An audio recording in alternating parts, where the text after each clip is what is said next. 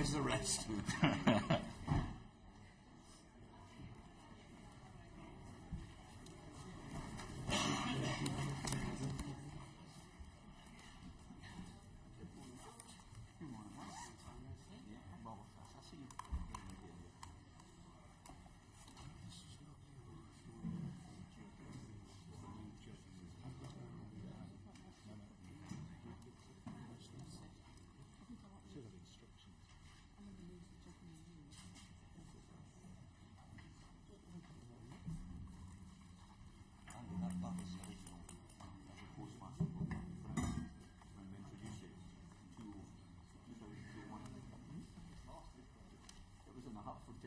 That's why I reached out for today.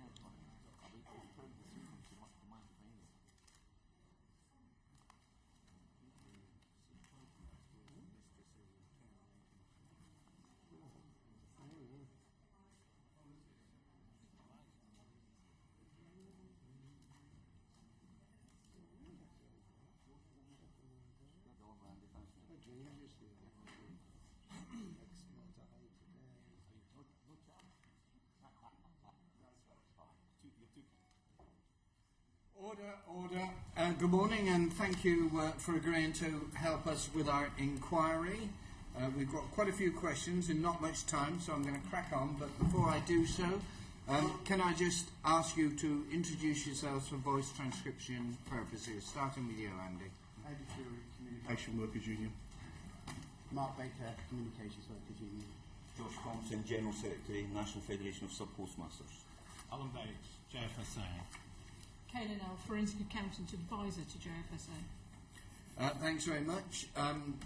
Some of the questions will be person specific, others will be general questions, but please don't feel that all five of you have to contribute to an answer unless you've got anything material that you wish to add to what somebody else has said. Right, can I start with a fairly general question? The issues between SubPostmasters, the post office and the Horizon system seem to have been going for some years. Have all those issues been resolved? And if not, what are the issues that are still outstanding? Who would like to lead on that? Could I start? Okay. Chairman.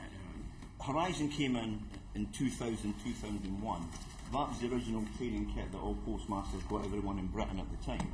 And I think it was set up with both the DSS originally in 97 and the Post Office, and it was meant to do two things. This is very important. It was meant to migrate benefits, and it was meant to automate the Post Office counters. And it was set up... Sorry, the Post Office? The Post Office counters network was meant to be automated as well. And it was set up to be able to deal with 17 million benefit books in 0102. So it was a very, very high specification, a very strong system. And I think over that 13 or 14 years, it has performed exceptionally robustly, systemically, it is very strong. However, there is one or two issues where postmasters feel that, in particular, money has went missing, and it had to be Horizon, where in a lot of cases it could have been errors or, in fact, members of staff misappropriating money. So I think over the 15 years, the Horizon system has been fantastically robust, and it was set up to deal with 17 million benefit transactions a week plus everything else, so a very strong system from day one. Yeah, but you said there were errors and it had to be Horizon, if I heard you Well, correctly. some people believe that the errors, for example, if a sub-postmaster happens to end up being £30,000 short, and I made this point to Pat McFadden many years ago when Pat was the Post Office Minister, the postmaster thinks, well, I know I never took that money, so it has to be a Horizon mistake. It has to be. However, that's the postmaster's point of view. However, a member of staff could have misappropriated the money or actually done the transaction wrong. And a perfect example would be someone comes in from a small business running a pub, and they say to the clerk in the morning, put £1,000 in the Horizon system, put £1,000 in my account. The member of staff inadvertently puts £10,000 in the computer. Now that member of staff is part of a team balance, so she doesn't have an individual stock. She may finish at 1 o'clock in the afternoon, and then the second member of staff who's doing up the dailies at 5 o'clock at night they see a figure of £10,000 and they accept that as being correct. So the point I'm making, a key in error, where they should have put through £1,000, they put in £10,000, and all of a sudden that office has a shortage of £9,000. So SubPostmasters sometimes think it has to be Horizon, where in effect it's been mistakes by members of staff or misappropriation. Now, I do accept, Adrian, that there is cases where some of the training could have been a bit better, but I brought this along. Every postmaster in Britain in 2000 and 2001, this is the original Royal Mail Migration Pack. This is my one because I was a postmaster then. This was filled with training materials. So from day one, the Post Office have taken this extremely serious. This is 14 years old, and it was training materials, how to do the Horizon, because it was a big switch over from a manual system to a computerised system that the government helped us pay for. Yeah, okay. I mean, obviously, I cannot see the contents of that pack, but I must admit, if somebody handed me that as something to tell me that was my training, I think I might run a mile. But can I bring in Alan, because I can see you shaking your head, so you're in a better position to... Yeah, Chairman, I was also involved with the training at that point when the system came in, and I was a sub-postmaster then, and I had 2.5 days training. My staff had a day's training. Sorry, I had 1.5 days training. My staff had 1 day's training, and I believe the regional people who work for Post Office had 2.5 days training. I too received a pack, a 500-page long pack to go away and learn how to use the system afterwards. I mean, that's how it was dropped on everyone. I had 5 members of staff who went and did the training at that session. One of them had never even turned on a computer before, and she did a day's training, and then she was certified as being sound and correct and fine to use the system. At the end of the day, it was madness. She had no idea what she was doing. It's just abandoned at that point. Yeah. Okay. Andy, I think you indicated... First of all, Chair, I welcome this select committee and welcome the opportunity to give evidence, so thank you for the invitation.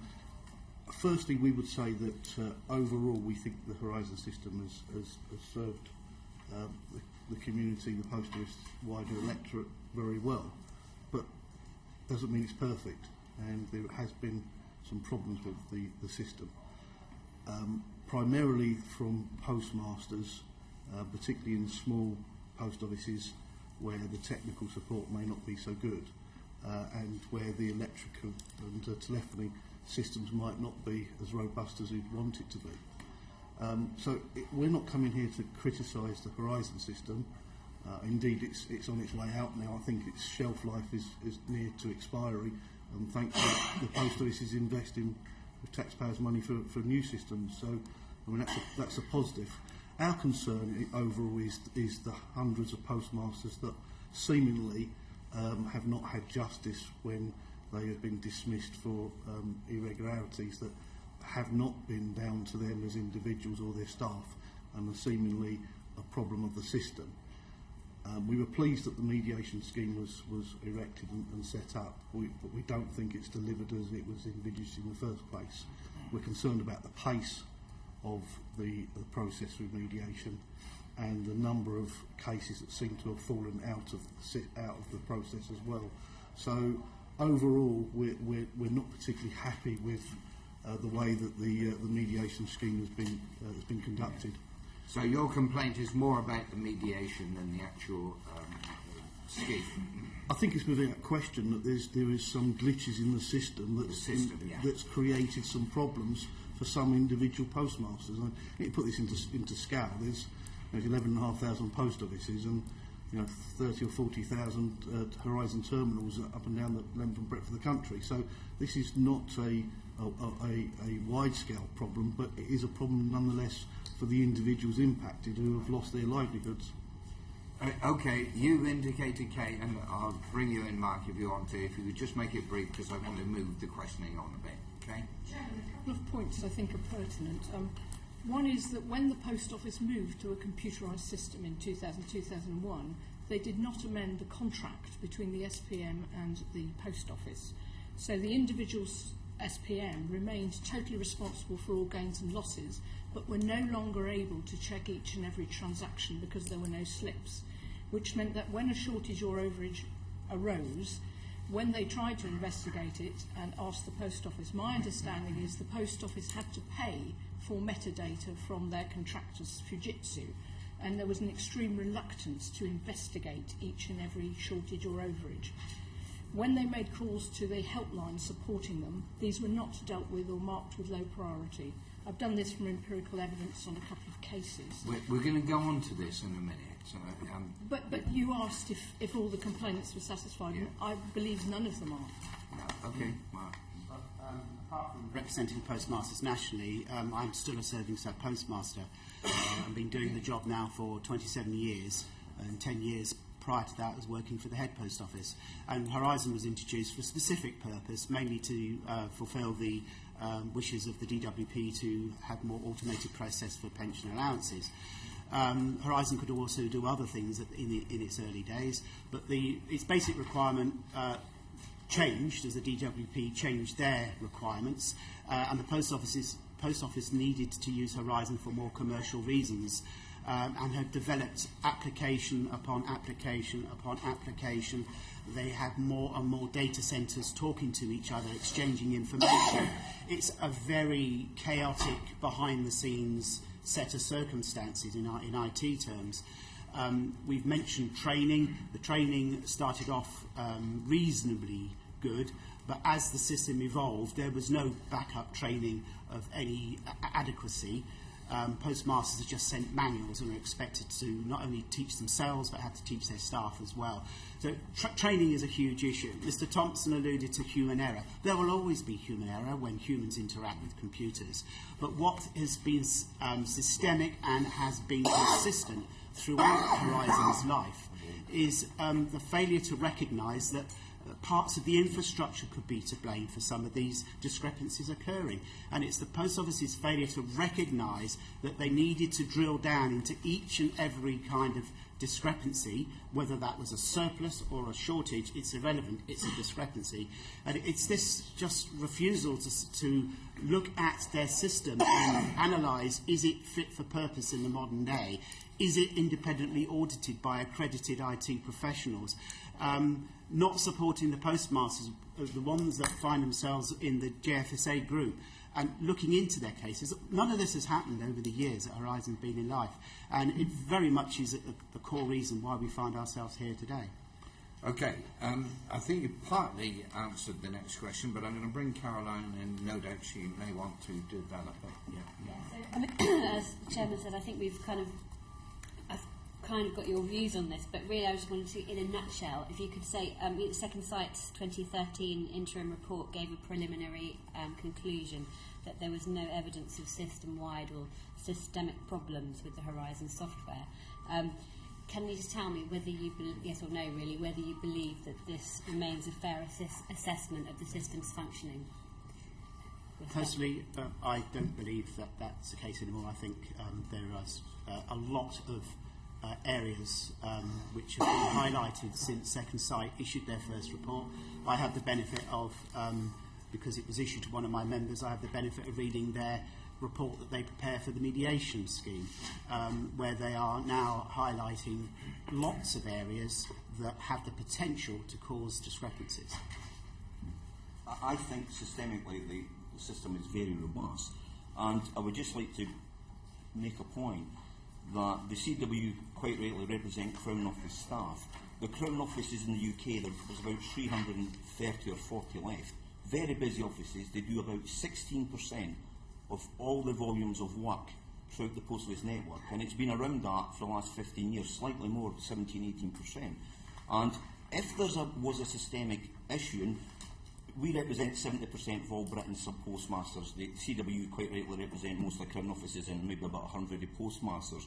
But if it was systemically faulty, there would be big problems in the Crown offices as well. I can't recall a single big issue where someone in Crown offices has blamed Horizon. And if it was systemic, it would be a nonsense to suggest that the only time there's computer faults is to do with independent sub-postmasters or franchise sub-postmasters, and yet there doesn't seem to be any noise at all has developed with the Crown offices over 15 years. And that's very strange, given they're doing 16% of all the volumes. if I may, Chairman, on that point, one of the few documents that has come to light in all of this is a report that was produced, I think it was a 2007-2008 report, an internal report from Post Office, where it showed the Crown offices lost £2.2 million across their counters that year. So Crown offices do lose money. I don't understand. I mean, the reason why JFSA was set up was because the Federation refused to admit to support sub-postmasters in any cases with Horizon. They never once took people or supported people in court cases or anything like this. I mean, they were just saying to people, right, you're saying it's a Horizon problem. Oh, I'm sorry. No, there's nothing wrong with Horizon. Post Office have told us there's nothing wrong. So that's why JFSA came about. And every one of our members there have want their dues back from the JFSA, from the Federation, for their so-called support over the years, or lack of. I mean, it's really frustrating to have to sit here next to somebody who's meant to be representing sub-postmasters and hear them. It's like they're a paid position at Post Office. Please, you talk about sorry, issues, not about personnel. I'm sorry, you just, I get frustrated by this. I will try and come back to it now. I'll leave it for now, okay? The only thing I'd add is Horizon is actually the entire system, not just the information technology. It's the selection of SPMs, it's the training, it's the support for them in the system. And to say there's no error or anything that had to be put right, I'd like you to ask the Post Office in the next session what adjustments they've made to correct the errors they found, because there obviously were errors because of incorrections. Believe you me, we will cover all the angles. We don't need panellists to tell us. I beg your pardon, sir, but it's just a question of listening to a defence by the National Federation from the Post Office side, which, frankly, they're supposed to be representing the sub-postmasters who've lost their livelihoods, their homes, their money, their reputation, because of faults put at their door by the Horizon system.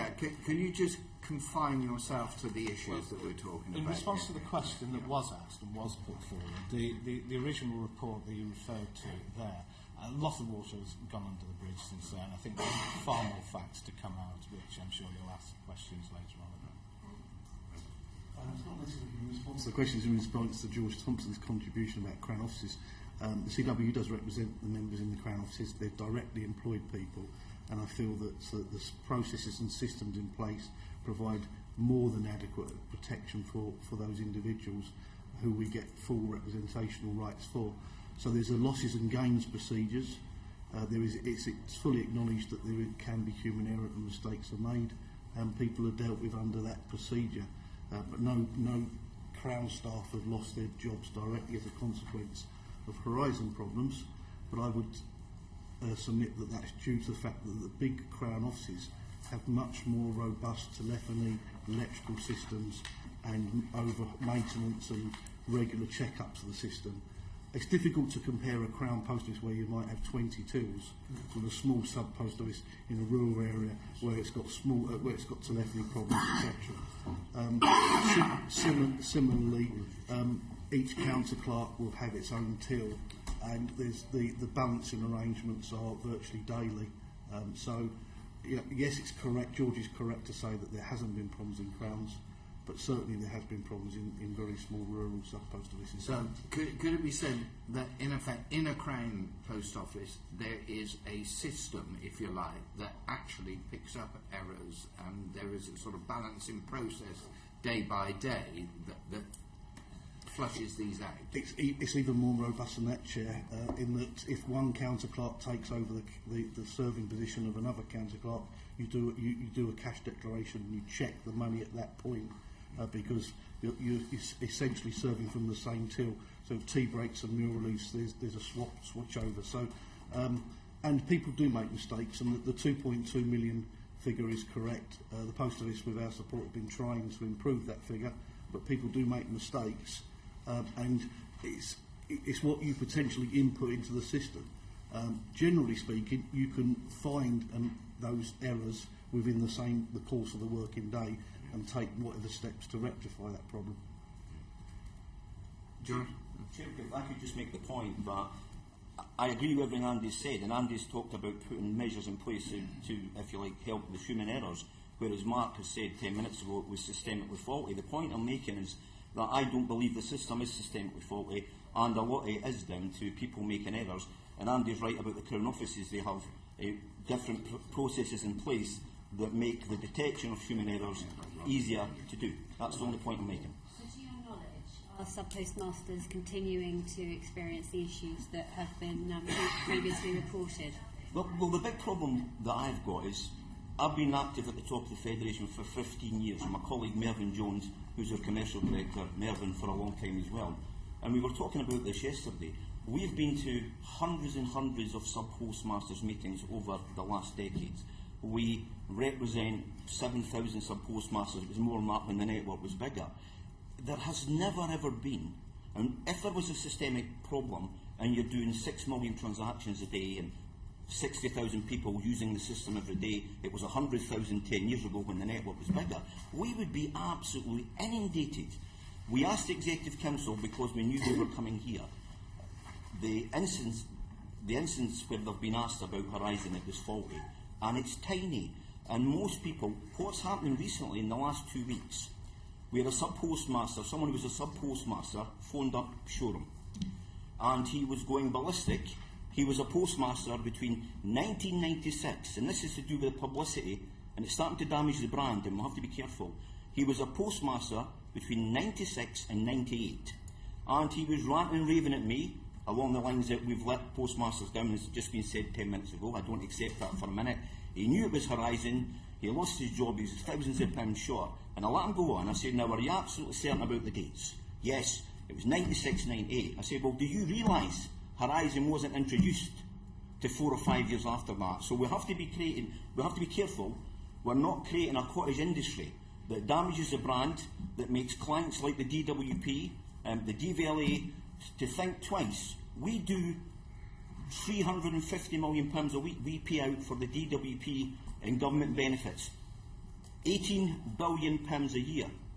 The DWP would not have re-awarded the Post Office contract, the Post Office card account contract in the last month that pays out £18 billion a year if they thought for a minute that this computer system was not reliable. And if we're not careful, for the right reasons, I understand Mark's got genuine feelings about it, and Andy has as well. If we're not careful, we damage the brand, we damage the franchise, because my members' ability to sell their job, to sell their franchise, and his members, if we lose big contracts, lose their jobs as well. So we have to be careful we don't create a cottage industry that is built on supposition. Okay, I think we got the point. Now, I've got several members who also indicated supplementaries.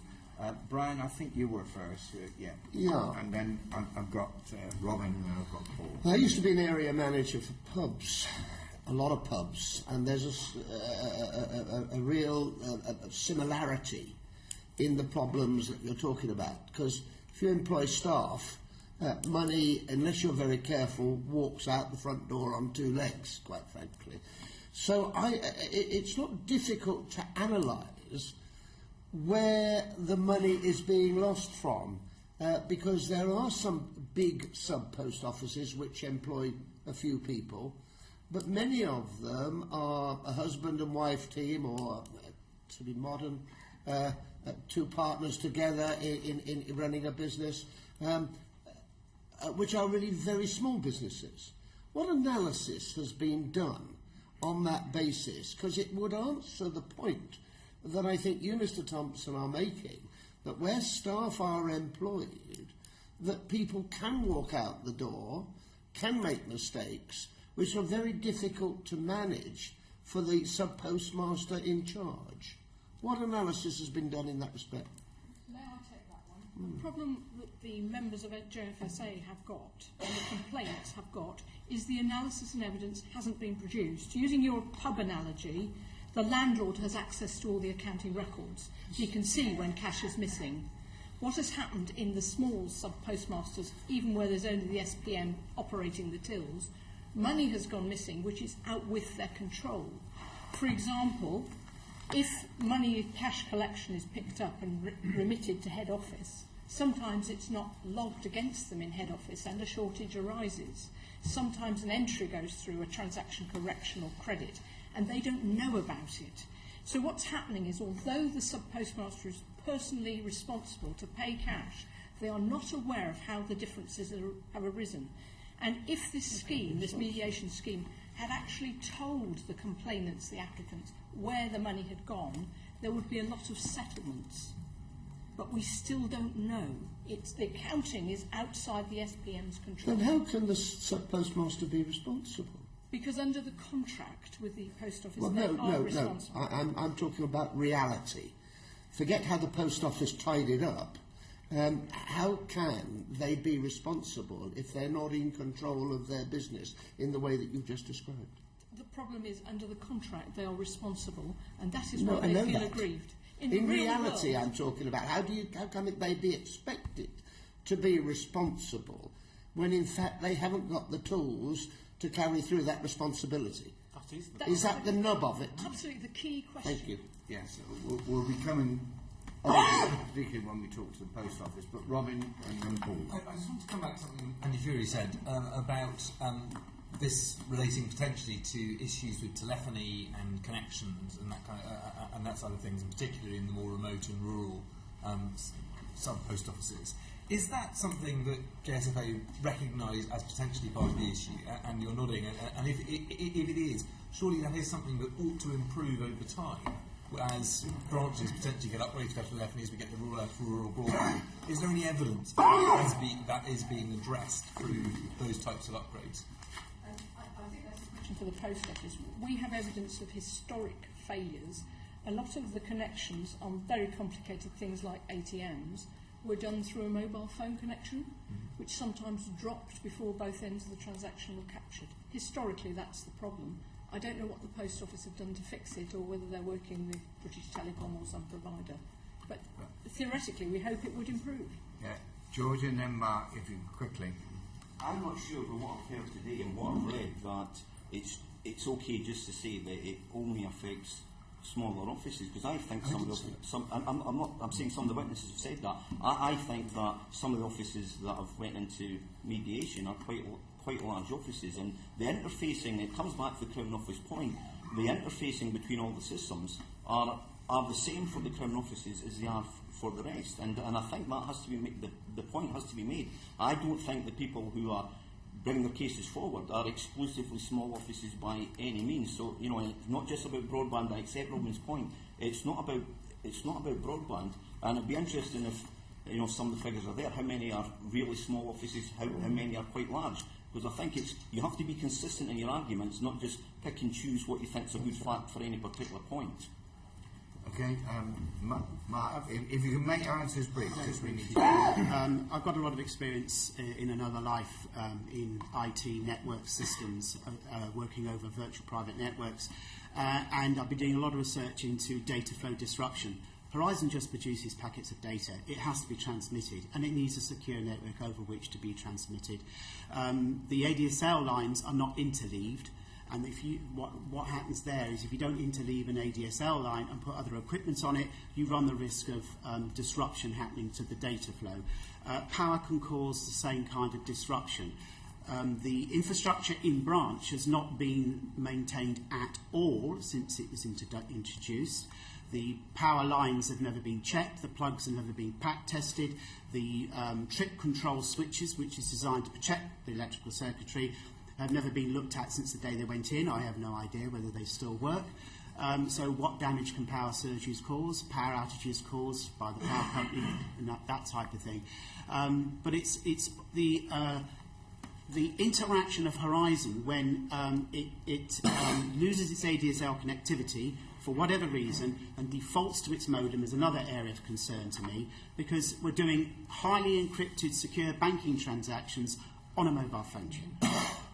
And that's a recipe for disaster. And in the rural areas, it will be worse than in the urban areas, but urban areas get the same problem. But in the rural areas, you're a long way away from your BT exchange. The signals are not always very good if you have to go onto the backup through the modem. And it's just a recipe for disaster, and this is just not my opinion. Second Sight have raised this as issues, particularly if you read the report that they provide to the mediation scheme. Andy, then I'm bringing in Paul, then I want to give. So, a lot less technical than that. First and foremost, look, the vast majority of people working in the post office network, irrespective of what the post office is, have great integrity and want to serve the public. Now, by definition, there's always going to be some bad apples in the battle. Now, thankfully, they're generally cool and they hold their hands up and they acknowledge that they've stolen money. But what's happened here is we've got hundreds of postmasters are saying they haven't done that, and money's gone missing which they can't account for, and they've declared those losses which they are then responsible for making good. Now, you're not going to steal money, declare a loss that you then got to make good. Now, okay, there may be occasions when an employee of the postmaster might have stolen money, and of course the postmaster can't be accountable for that person who's been dishonest. But the reality is, the contractual arrangements is the postmaster has to make good that money. And that, I think, is the root of the problem here, in that there's no proper procedure for being able to... Okay. And we've got some contemporary information. Yeah. Paul?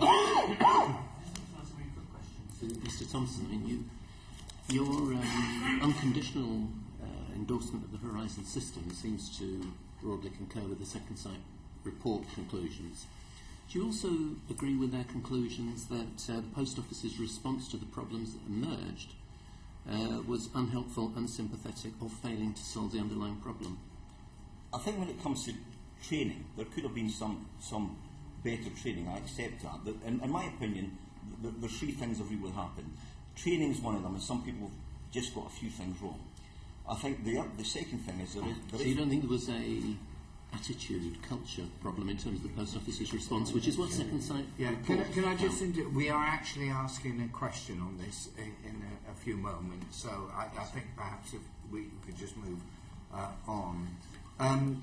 Mike, your question again, it has been partly answered. Do you want to add anything? Yeah, I mean, it's just very briefly to try and get a feel for the size of the problem, because we're talking in generality here that Andy, you just said hundreds of postmasters have had this problem, and how big is the problem? How many postmasters have reported? Mike, if I put in perspective over the whole 15 years, at one time there was 100,000 postmasters and their staff every week were dealing with Horizon in terms of on the computers when the network was bigger. That's down to about 58,000. It's always been a tiny amount. And going on to Paul's point as well, to put it together, some of it is training. A small element is maybe a postmaster just never does it. As Tricia said, we're coming on to that in a minute. What I'm trying to get is what the size of the problem is. You said a small number. What does that mean? It's tiny. It's tiny because you're talking about something in the region of over 30 million transactions every single week, and it used to be about 60 million transactions. The question was, what number of postmasters are affected by this? Perhaps I can turn to somebody else. Tiny. During the period the scheme was open, the mediation scheme that was set up, during the 12 weeks we had 150 people apply for it. Since then we've had probably a similar amount who have been trying to get into the scheme, but it's closed. Before that, JFSA was going for maybe 2 or 3 years, and we had probably a similar amount again. But there are still people finding out about all of this all the time, so it is a growing number. There is a definite number. But how much of people finding out about it and the number growing is as George jumping on the bandwagon, saying, I had a problem, it must be to do with that. Well, I think the whole point of the scheme is not purely the software that we're talking about. Everyone seems to be homing in on the computer system. It's the support package that works with it. It's the training, it's the lack of investigation. Post Office never investigate cases if a sub-postmaster has an issue. If they raise they've got a problem, they suddenly get landed on by Post Office's audit, and more than likely they'll be thrown out or even charged afterwards. And that's what's been going on in the past. I think they're trying to change it these days, but I don't know how successful, because I'm getting 2 or 3 people a week, new people calling me, and these are serving sub-postmasters that are having problems as well. So there are ongoing issues all the time. Yeah. I think in truth nobody knows the answer to your question, to be absolutely honest. But if you talk to anybody who's served in one of these smaller independent SPM branches, you'll see there's a succession of people who've had problems with either the hardware, the software, the support, and unanswered questions as to why the differences arose, small or large. And it's that not knowing how the difference arose for which they're responsible, that has frankly driven some of them to the edge of sanity. Okay. We've got 100 in the mediation system and 150 roughly that you know about that would have worked for the rest of the vote. And there are more coming along. Yeah, we're going into the mediation system now. Can I bring in Paul? I mean, there are 150 in the mediation system. The information we've been given is that the vast majority of those haven't been resolved. There's 110 still in the system. Do you think that's satisfactory? I mean, what would you have expected should have been achieved by the mediation system by now? Well, I think when the scheme was originally set up, I think it was hoped it would move along at a far quicker pace than it has. But I think the amount of work that's needed... Could I just ask you, when was it set up? It came about, the original scheme was launched in August 2013, yeah. Okay. I think it was when it was originally launched, and it closed on the 18th of November of that year.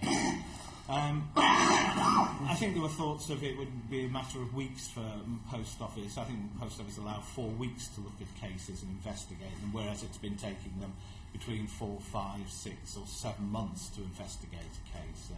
And then the second side are also taking, not quite as long, but they're certainly taking considerably more time to investigate these cases. So it has taken far, far longer than was thought. One of the problems it's been, I think, is trying to get hold of information. I think people have been struggling to get hold of information from Post Office and from Fujitsu down the way to investigate records. But no, it's not satisfactory how long it's been taking, quite. How effective, I'm assuming other people would concur with that, but if not, nodding heads. How effective do you think the working group has been in overseeing the scheme? I think it's changed. At the outset, the people who are involved with it, JFSA, Post Office, and Second Sight, well, I think we all thought we were doing one thing. We were heading in one direction, but since it's moved forward, the whole scheme, I think we're finding ourselves at odds with each other. People are becoming far more partisan in their approach. Post Office have gone now straight to like lawyer-based support and response to queries. So it has become very unsatisfactory. Could I just say, Paul, firstly, 99% of postmasters are dead straight and honest. That's the first thing. But on this very important issue about mediation, I think some people, it was probably the training. Some people believe that money went missing and they think it had to be Horizon where it was maybe staff error. But the third one, and this is contentious, and I would just like to say this for a minute. The difficulty the Post Office must have is that some of the people are chancing their luck. And I'm going to give you a perfect example. It's not an outrageous statement. I'll give you a perfect example. That wasn't my question, actually. Yeah. My question was, how effective do you think the working group has been in overseeing the mediation process? Well, I think the mediation is very effective. However, some of these cases, when you re-examine them and look at the mediation, it just re-emphasises how robust we were in the first place. Sorry, Mark. Well, I have 3 members in the mediation scheme, and from our experience, it's agonisingly slow. I've only got one member got to the stage where he gets the Post Office response, and that's the sort of thing they get. We're waiting for the Second Sight's addition to this. I mean, I don't know where Mr. Thomson comments on the mediation scheme. He doesn't have any members in it. The scheme could do with some form of external body sitting on it that could perhaps keep the pace of progress going a bit faster, maybe offer a bit more a robust challenge to the posters as some of the reasons they give why things have to be done the way they are. There's a big area of improvement that could be introduced into the working group. And I would say this, wouldn't I? I think the CW would be an excellent advocate body to go and act as honest broker in seeing fair play and get this scheme working at an acceptable pace. The reason the working group is not as fast at pushing the scheme through to mediation as it was is because some of the goalposts have been moved by the Post Office. When we originally started the scheme, and this is what was advocated to members as a training session in Birmingham in the summer of 2013, the idea was, once they were accepted into the scheme, the presumption was they'd go through to mediation fairly quickly, having raised their issues, allowed the Post Office to investigate and respond, and Second Sight to do an overview recommending it go forward or trying to fish out the bad apples. The reason that hasn't happened is because the Post Office has done a very thorough job of investigation, albeit half, I would say, of the reports I've seen say they can't find the records to tell anybody what happened because it's too old. Second Sight have been very thorough in their further inquiries and investigation, and at the working group they are now taking a look at more than half the cases Second Sight are looking at to try and make a decision whether they should go forward or not. The ones that have gone into mediation are a different issue, and it's not effective, but I don't think you asked me that. The reason the working group has slowed down is because the Post Office has changed the way it's interacting with the applicants represented by JFSA. Which is also something JFSA have objected to and will not sit in on cases, because it was never the role of the working group to decide which cases went to mediation or not. Post Office have made it so. They have now decided all cases should go to the working group for decision for mediation or not. We've always supported, and we've always agreed this from the outset, that if Second Sight, who are an independent firm, suggested that or recommended a case go forward to mediation, it should go. And that's what should have happened, that's what the individuals involved were promised, and that's what the paperwork said from the outset. But Post Office have managed to skew it, that all cases have got to come in to into the working group to be discussed, and we do not agree with that. We will not take part in that. And the only ones we will discuss are where Second Sight does not recommend a case go forward to mediation. We are prepared to discuss a case on that basis. So can I get it absolutely clear? A sub-postmaster with a problem that he wants to take to mediation applies to Second Sight. No, the scheme is closed at the moment. There's nothing they can do. There is no scheme. Okay, well, when it was open...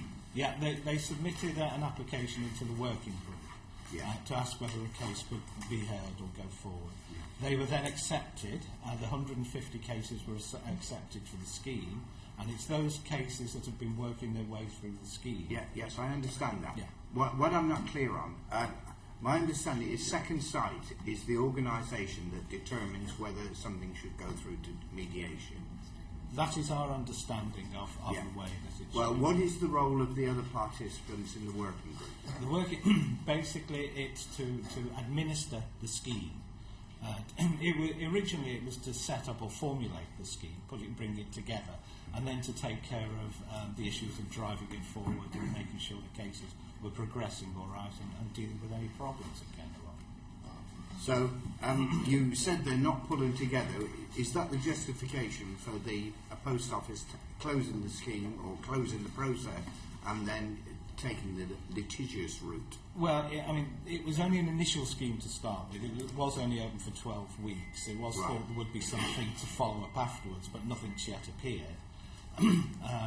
Inside the scheme, the cases, as they've worked through, you're quite right, that's the direction Post Office seem to be taking with all cases. In fact, from what I'm hearing from the membership who received these reports of their cases from Post Office, basically Post Office is saying they've done everything right and the SubPostmaster did everything wrong. That seems to be the summary of the majority of the cases at the moment. Okay, can I bring in Anne? Yes, this is a question from Biggs and for Mark Barker. James Arbuthnot, who is in the room today with us, wrote a letter to Paula Vennells in which he stated in recent months the Post Office has been objecting to around 90% of cases going forward to mediation. And the Post Office in turn have stated to us that of those cases so far recommended by the working group for mediation, the Post Office has declined to do so in just 2, representing 8% of those cases. Which do you think is correct? If I may, I don't actually, I mean, I could go into figures and numbers and all the rest of it, but I don't think that's the important point in this. I'd like to go back to my previous answer. Right. They shouldn't be discussed at the working group. They should go straight through to mediation if second side agree that a case is suitable for mediation. Right. Okay. So the figure really is not important. It's not important to the gist of your argument. Mark, do you have any... I'll try to do my best to answer this question, but I'm excluded from the mediation scheme. I'm not allowed to get involved. Posters won't have anything to do with us. But it's my understanding that the 90% would be referring to the 110 cases that have yet to be dealt with. Right. And I think it's... I'm not sure where those 110 cases stand. I'm led to believe that the team that was specially put together by the Post Office to do work such as this is now actually being stood down. And so therefore, you know, what will happen to these 110? Who will be investigating their claims that they've put into the mediation scheme? Has their claims already been dealt with by the Post Office? If that's the case, why are they not immediately given to Second Sight for their view? Right. So I think that's where the 90% figure came from that Mr. Arbuthnot was maybe referring to. Okay, so we need to have, which we're obviously we're going to be questioning the Post Office later this morning, so we can answer that question about what's happening with 110 cases. Thank you. Right, Caroline. So I think you're all in agreement that the length of time to apply and go through the mediation scheme has been far too long. Am I correct in that? They're all nodding. Okay, good. So with that in mind then, what would you have said would have been a reasonable time to expect cases like this to have been concluded?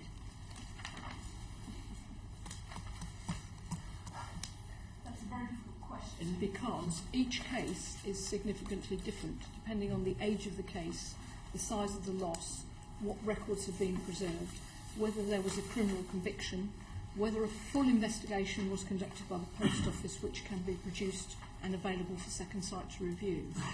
So every case has been substantially different. The Post Office have put people on their own internal investigation team to try and produce evidence, and Second Sight, as the independent reviewer, must be given a chance on each and every case to try and draw their own conclusions. So the delay has been in the quality of attempts to get to the facts. So I don't know what the answer is as an ideal time. Ideally for the complainants it would be very quick, but if you make it too quick you don't do the proper and full review, so don't know the answer to that. And in fairness to the Post Office as well, Caroline, is that when you look at some of these cases that they're very, very complicated, and also the facts don't stack up, and if you bear with me, I'll give you a perfect example of how difficult a particular case is, and I will name someone in this area because they were talked about at the Westminster Hall debate in December. And the cases, so we made the point before, there's some people who are absolutely genuine and believe that the money had to be Horizon and it was staff error, absolutely genuine people. But there's some people who, quite frankly, are spinning a yarn here. And Michael Rudkin was one of the ones that was talked about time after time. And I want to give, this is where it's difficult for me because we do our best and we help Michael Rudkin as well. Michael Rudkin was initially suspended in 2008, and this comes on to Brian's point. We got him reinstated because his wife admitted that the discrepancy, Michael Rudkin never said it was Horizon in 2008, his wife admitted she had taken the £44,000 and didn't tell her husband. So we got Michael reinstated. This is important because he claimed it was Horizon now. So his wife stole £44,000, she admitted that. He was then reinstated because of the work that I did and others from the Federation. He was subsequently audited again in 2010 and he was £6,500 short. And it's only in the last year and a half that I've heard that he's now blaming it on Horizon. Never at the time. But the point I would like to finish on that point is Mr. Workin must be uniquely unfortunate when it comes to new technology.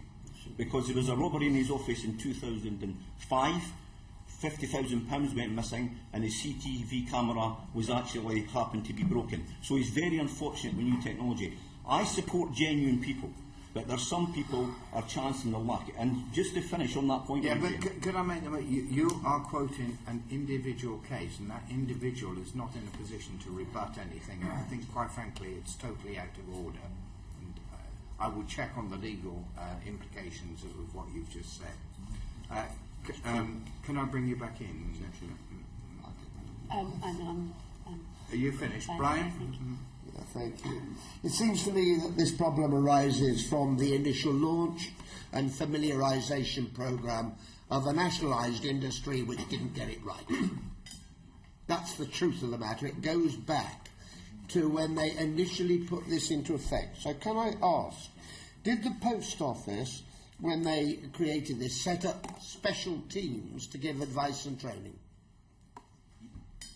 Yes, they did, Brian. They did. And it took Hang on, well, that's fine. Yes, they did. It is a good enough answer, thank you.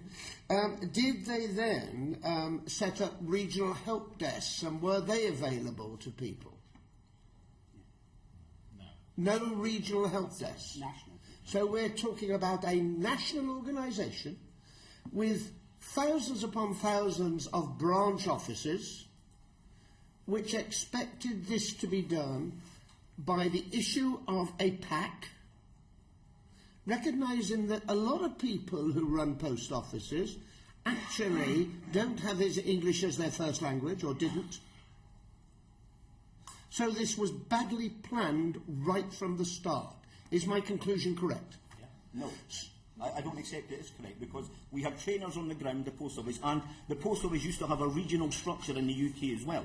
It's only in the last sort of 10, 15 years that we've... Forgive me, George, I've asked about regional help desks. I've asked, let me ask a third question.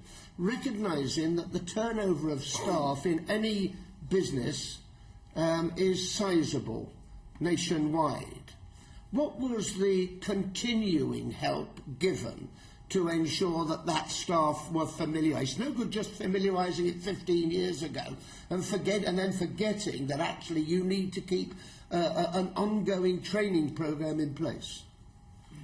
I think, to be fair, the Post Office got it really right. Yeah. I mean, this is a massive programme on a large scale. When it was originally set up, there would probably be about 18,000 post offices in place at that point. We've lost a lot of sub-post offices with successive governments. I mean, the scale of the volumes of the transactions, millions every day. Yes. You only got to have 0.001% of error, and that is quite significant on those individuals. So I think we need to put this into context. It is a robust system in many respects, but there is small errors. I understand the system is robust. You've given me that answer.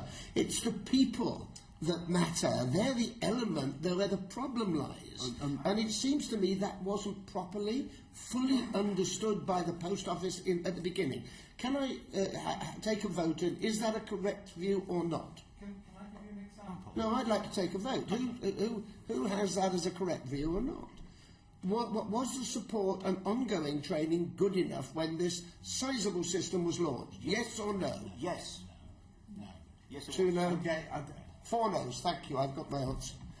Okay. Robin. I mean, following up on Brian's point, actually, and following up on some of the points that James Arbuthnot raised in the debate as well about calls to National Helpline not being answered, being dropped in some cases. If we accept that is the case, do you feel that Post Office has changed its approach and has provided more training, more support as time has passed? And do you feel that Post Office has improved things like the response to those helplines? No, I think it's got worse, actually. In that recently, last year, the helplines were moved to the Philippines, and I think that has brought with it some more problems. So I think Brian's point about it being originally set up not as good as it could have been, I'm more concerned about the contemporary problems that are going on at the moment. But they go back to that point, actually. And George, you've defended Post Office's position on this, and what do you feel about the approach over time? You've shown us the pack that came out at rollout. Brian makes the point that obviously a lot of staff, a lot of postmasters will have changed over since then. Do you feel that Post Office is doing enough to support people who might be coming into this situation, and including staff, not just our postmasters themselves? There's 2 things on that, Robin. Firstly, postmasters know if your staff get it wrong, it hits you in the pocket. So there's 2 ways people get trained, and Brian was talking about ongoing training as well. You can go into a Post Office classroom, where if you're a new recruit, and you can get on the counter for a week or 2 weeks, or you get hands-on training at the actual post office by the sub-postmaster or his partner, and that is very rigorous. I think Andy touches on a very good point, and I have been absolutely critical with the post office internally over the decision to offshore the sub-postmaster's helpline to the Philippines. And it's a nonsense of a decision, and I'll criticise the post office when there may be criticised. When a company's taking £160 million a year, a government subsidy, British taxpayers' money, to offshore hundreds of jobs or 30, 40 jobs to the Philippines is a nonsense. So I'll kick the post office up the backside when they deserve it, but on Horizon, they've done nothing wrong. Okay, sorry, Kate. Can I add just one point? You're talking about support to sub-postmasters. One of the critical things the Post Office has not done is produce a system where they have a genuine concern about a short or over a difference, so there is an independent third party who can tell them why it happened. People today are still getting shorts and overs on a daily basis, and they still have no clue why their accounting systems that they can see don't balance. And to my mind, that's the support the SPM on the ground needs today. Helplines are all very well, but you get a person on the end who may log it and mark it low priority. It doesn't help you. The person on... Sorry. If I could just tell you from a serving sub-postmaster who's live as we speak, should be back at the branch, but I'm here. Training is generally received by serving sub-postmasters through the form of manuals. We call them branch focuses. They arrive every week. We read those to receive training and instructions on how to operate certain transactions. They're hopeless. My wife prepared a 54-page dossier of randomly taking 1 month's selection of focuses and highlighted all the misinformation and errors contained within them and sent them to the board of directors. She didn't get one single reply from any director. The file was passed on to a functionary further down the line who just made a hopeless job of trying to explain everything my wife was trying to point out to them. She was just trying to point out that we are reliant on receiving the correct instructions to be able to operate Horizon and to perform the transactions, and the people that are telling us how to do it can't even get it right. That's reality in the post office world as we speak today. When it comes to the help desks, it is a mixed bag. If you want technical help, you now have to ring someone in the Philippines, and when they're not being blown to bits by typhoons, there's language difficulties understanding the regional accents in this country. When it comes to transactional support on the helpline, it's a mixed bag as to the level of knowledge that the operator has. If they're ex-job, they're pretty good. If they've been brought in and they're just reading it off a screen, they're as good as the screen.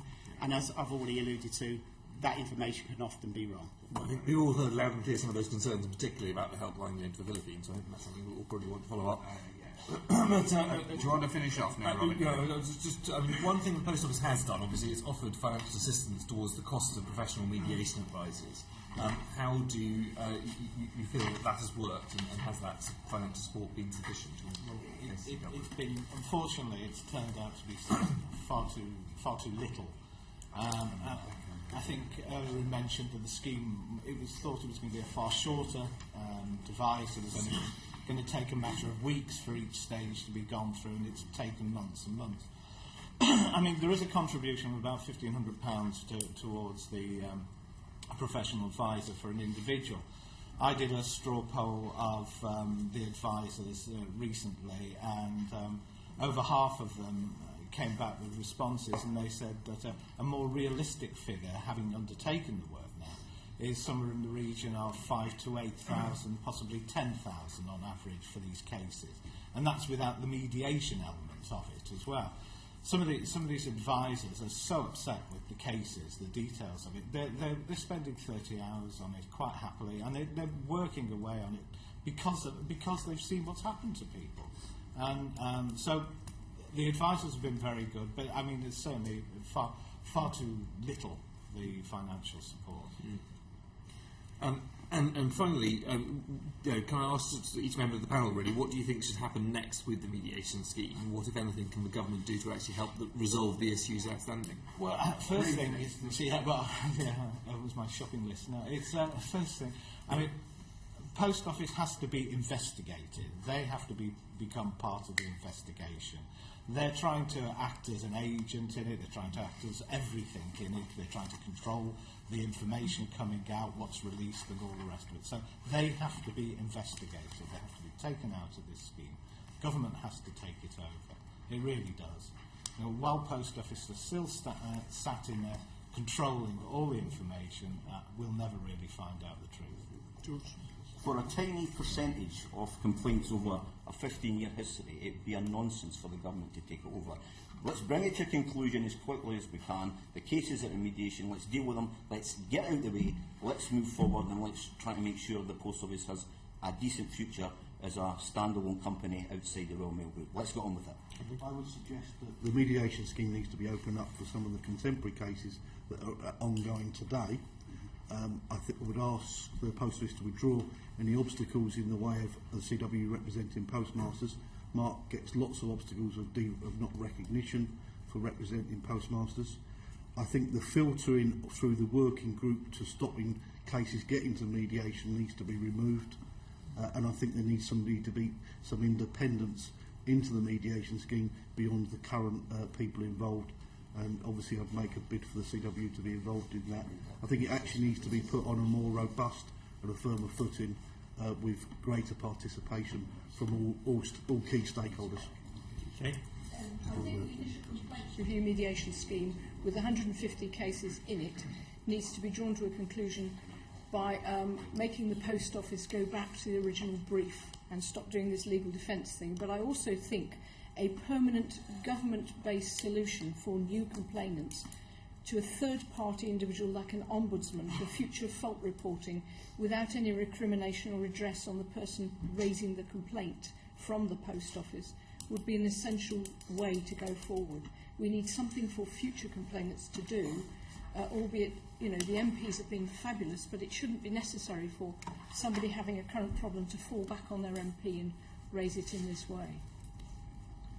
I just have to agree with what my colleague Andy said. I mean, we're an excellent organisation at advocacy, and being able to sort the weaker claims out from the stronger claims, and we know how to work with the Post Office, and we know how to challenge them. We're not in awe of them, like some people are. And I just think we'd make a valuable contribution to improving and moving this mediation scheme on. Failing that, if that can't be achieved, I would support what Alan said, and maybe the government should take it over and get it sorted out.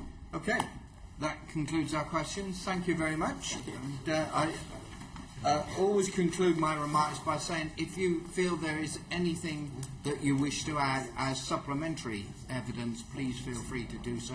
Equally, we may want to follow up with a question that we feel we should have asked but didn't, and we will be grateful for your response. Thanks very much. It's very helpful. Can I have the next panel if they are? Yeah.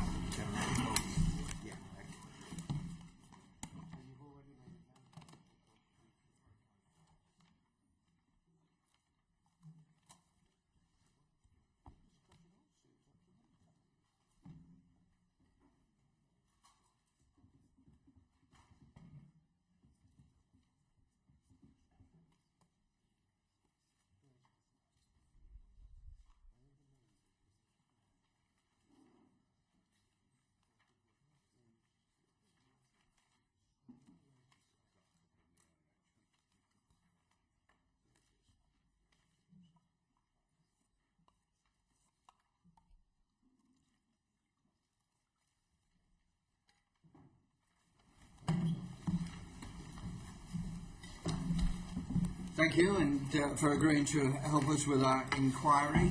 And I'll repeat what I asked the previous panel. If you could just introduce yourself for voice transcription purposes.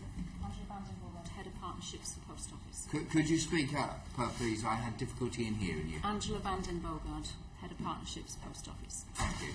Paula Vennells, Chief Executive of Post Office. Ian Henderson, Chartered Accountant, IT Auditor and Expert Witness on Forensic Technology, Director of Second Sight and a member of the Mediation Working Group. Right. Again, don't feel that every person has to answer every question, although I appreciate there may well be different perspectives and we would need to see them. Chairman, before we begin, may I make a disclosure point to you? A disclosure? Yes. Yes, okay. the Minister confirmed in her statement to the House in July 2013 that Second Sight has been appointed on an independent basis to look into the matters raised by former sub-postmasters and some serving sub-postmasters. As part of that process, Post Office paying our professional fees, we have taken, however, exceptional care to sort of make sure that, notwithstanding that payment, Second Sight has acted throughout and continues to act fully in accordance with its remit to conduct an independent investigation into the matters that we've been asked to look at. Thanks. It was right to make the disclosure, and I think it's equally correct that the perception is that you carried out your duties in the way that you have just described. But obviously, we'll be questioning you about them. First question to you, Ian. Can you summarise the key findings of your interim report on terrorism? Thank you, Chairman. I think the most important sort of finding was the recognition of the necessity to look at this much broader definition of horizon. The previous session was looking at the software elements, and reference was made to our finding of no systemic errors at the software level. As a number of previous witnesses have mentioned, we need to go much beyond that, look at the totality of the user experience, the multitude of interfaces that sub-postmasters and staff have to interact with, look at the level of support that is available, both in terms of training and the help desk. And that is the wider definition of horizon that we have now adopted. Notwithstanding that, Post Office disclosed to us that a number of software defects had been identified that affected 76 branches, and it took some time for those defects to be identified, somewhere in the order of 12 months. A feature of a number of the matters reported to us appeared to be linked to the old and unreliable hardware that features in the Horizon system, both old Horizon and new Horizon. We've heard about communications failures and the consequences of that. We have been advised that approximately 12,000 communication failures occur each year, and all of those can have consequences, obviously, for sub-postmasters. Could you just define what you mean by communication failure? Does nothing go through at all, or does something go through but in an incorrect or It can be either or both of those scenarios. Particularly under New Horizon, the servers are located centrally. All of the branches and indeed Crown offices have to communicate electronically with those servers. They are fallback procedures, and as again has been previously mentioned, some rural branches do have broadband and technology problems. Some of those branches also suffer from a poor mobile phone signal. Those are the two principal means of communicating transactions between the branch and the Horizon servers that are operated centrally. A previous panellist, you may have been present when said so, identified, shall we say, potentially antiquated infrastructure there and difficulties that you just had there. How meaningful, from your perspective, is that in terms of the efficiency of the system? Well, failures are inevitable with that infrastructure. In general, Horizon has a robust recovery mechanism to cope with those sort of failures. The cases that we have looked at, and it is primarily the 150 applications to the mediation scheme, have shown that in some circumstances, and these are relatively rare, and I would emphasise some of the previous points, that most of the time Horizon works well. It is only when there is an unusual combination of circumstances, such as power and telephone communication failures, or errors made at the counter, or some of the other errors that we have now highlighted and will report in our next report. It's when those occur, it's how Post Office responds to those that has contributed to the problem. And this is partly a lack of training, it's partly a lack of support, and in particular, it's a lack of investigation. Yeah, go on. Can I ask if it's also a lack of understanding of the real terms at the coalface by those people in the top line of management? We've seen no evidence of that, to be fair. Okay, thank you. Okay. Now, I'm going to bring in Rebecca. You will have an opportunity to respond effectively through her question. Rebecca? Firstly, to representative of the Post Office, when Second Sight's interim report came out, the Post Office announced the mediation scheme and the working group and the new branch user forum. I'd just like to hear what your views are as to how well they're working. Do you think they're working effectively, or you think there are weaknesses in the system at present? I'm really sorry. When you asked the beginning of the question, there was another conversation going on. I'm awfully sorry, and I couldn't hear the beginning. It's really your view of how well you think the mediation scheme and the working group and the new branch user forum are working, whether they're delivering as they should, or there are weaknesses in that. Thank you. Process. If I might first of all just thank the committee for letting the Post Office come along to the meeting today. The reason I'm here is because this is seriously important. As you've heard, there are in fact 136 cases that have come into the scheme, and we set it up with the ambition to find out exactly what those people were concerned about, because it is of concern to me and to the Post Office that we do that. And I think as we've gone through this process, we found out a lot about that, and come on to talk about that. The other reason it's very important is because actually the Post Office is one of the most important institutions in the UK. We distribute £60 billion of cash across the economy. We serve 17 million customers a week.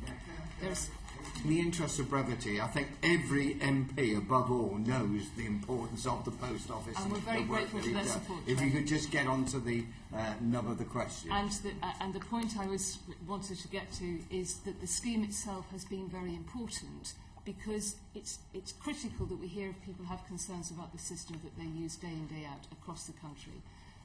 What we have seen from the scheme is, yes, and you heard it earlier, it's taken longer than we would have liked as well. The reason for that is we have, and this is one of the benefits of having put the scheme in place, is we have investigated every single case in the most thorough detail. We have been rigorous about this. I could not, as Chief Executive of the Post Office, put this scheme in place and not do it properly. The system and the people working in our branches are too important for that. And perhaps, as Ian and as you heard earlier, the most significant finding from it is that we can continue to have confidence in the Horizon system and the way that the people are running post offices across the country. For me, that's really critical. Could I just add, you asked about the Branch User Forum. I set the Branch User Forum over a year ago. I chair the Branch User Forum. Excuse me. You can't hear me. When you get on, you get deaf. Could you speak up a little bit? Okay. Already asked you, could you, I don't know whether it's just the microphone or what, but if you speak a lot more loud, that would be... I will shout at you. Branch User Forum, I chair that. I set that up over a year ago. I asked SubPostmasters and our Crown colleagues to nominate themselves to come and join that. I have 6 SubPostmasters and 2 Crown members of staff on that forum. And I think it's been very successful, and I've asked them and they think it's been very successful. And what we've done is the gloves are off in this forum, and we're very honest and frank, and by their very nature they're very vocal, but they bring real examples to the table around of what could be done better. And as a result of that, we have made a number of changes to our processes, and particularly a couple of changes to how the Horizon system works to make it more automated, so that we reduce the risk of errors in branch. And so in a nutshell, it's been very successful to date. How do you respond to some of the criticisms we had earlier about, for example, the length of time it's taken to look at people's individual cases, the fact that the Post Office themselves is in control of much of the data, or some of the records are missing? So any responses to the criticisms we had? If I could answer that. So I'm part of the working group, and I've been the Post Office person that's been in there from the start until today. As you heard earlier, the investigation, the whole process of cases into the mediation scheme has taken longer than we all anticipated it would. And that's at every stage. So that's the applicant putting their initial application in through to us doing an investigation, to Second Sight doing theirs. And the one thing I would say is that these cases, I think as Kay said earlier, are individual cases, they're very complex cases. And what we've wanted to do I've been very committed to doing is doing a thorough investigation of each of the issues raised by each of the applicants to the scheme, and that's been a very, very long process. We've not dragged our feet. I've had 20 people working on this full-time for over a year. We've produced thousands and thousands of pieces of evidence in support of each of those cases that we put. So I would have liked it to have been quicker. But in it being quicker, if it were at the expense of a thorough investigation, then no. So that's, so whilst I would have loved it to be quicker, but we have done a thorough investigation. In terms of you want to add any, your view, do you concur with what you've heard about the smooth running of the... Yes, I mean, we heard evidence about this in the first session. I think the point that I would like to make is I have spent a lot of, frankly, the last 12 months dealing with Post Office, requesting access to documents that have been challenged, as I understand it, on legal advice. One of the particular issues that we've been looking at relates to the Fujitsu office in Bracknell. We first requested documents relating to that in February 2013, almost sort of 2 years ago. We have still not been provided with those documents. We are very concerned about the operation of the suspense account by Post Office. We have been asking for that information since July last year. And perhaps the most important failure to disclose to us is the full access to the legal and prosecution files. When this scheme first started up, we were given full access to those files. Again, presumably on legal advice, that access has been extremely restricted. And we feel that it is a very severe constraint on our ability to conduct an independent investigation into what has happened without access, the full access to those legal files. Could you explain why this is so? Do you accept the comments that have just been made? Sorry, if I can respond, please. If we go back to the first point, which was around access to emails that Second Sight requested a couple of years ago, we did actually provide email requested to Second Sight, a whole year's worth of emails actually, but what Second Sight have since asked is for another year's worth of emails. So it's quite Sorry, can you speak up again? We can't. Sorry. So we have previously provided a year's worth of emails that Second Sight requested at the time. We provided that. It's quite a large undertaking to extract that number of emails. We have provided that to Second Sight. What Second Sight have since requested is another year's worth of emails, and we are currently working through that. So what we need to do in terms of data protection is redact the personal information within those emails, and that's quite a long process. Yeah, that accounts for the time taking. But what were the other issues you said they're not provided? Can I come back on that point? Unfortunately, the emails that were provided were for the wrong year. We were investigating a specific incident in 2008, and the year's worth of emails that we were given related to 2009. Therefore, it was not surprising that we said we'd asked for 2008, please provide it. We have still not had that. The other topics... That seems an amazing error on your part. When I think of what SubPostmasters are going through if they make an error, and the Post Office makes such a basic error. No, so we would have we provided what we were asked for at the time, so there must have clearly been some misunderstanding. We wouldn't have pulled a year's worth of emails for a wrong year. Well, just a minute, Brian, I'll bring you in, but I want to follow this through. Could you then provide the evidence to this committee that, in fact, you provided a response to the actual question and then it wasn't an error? Certainly. Okay.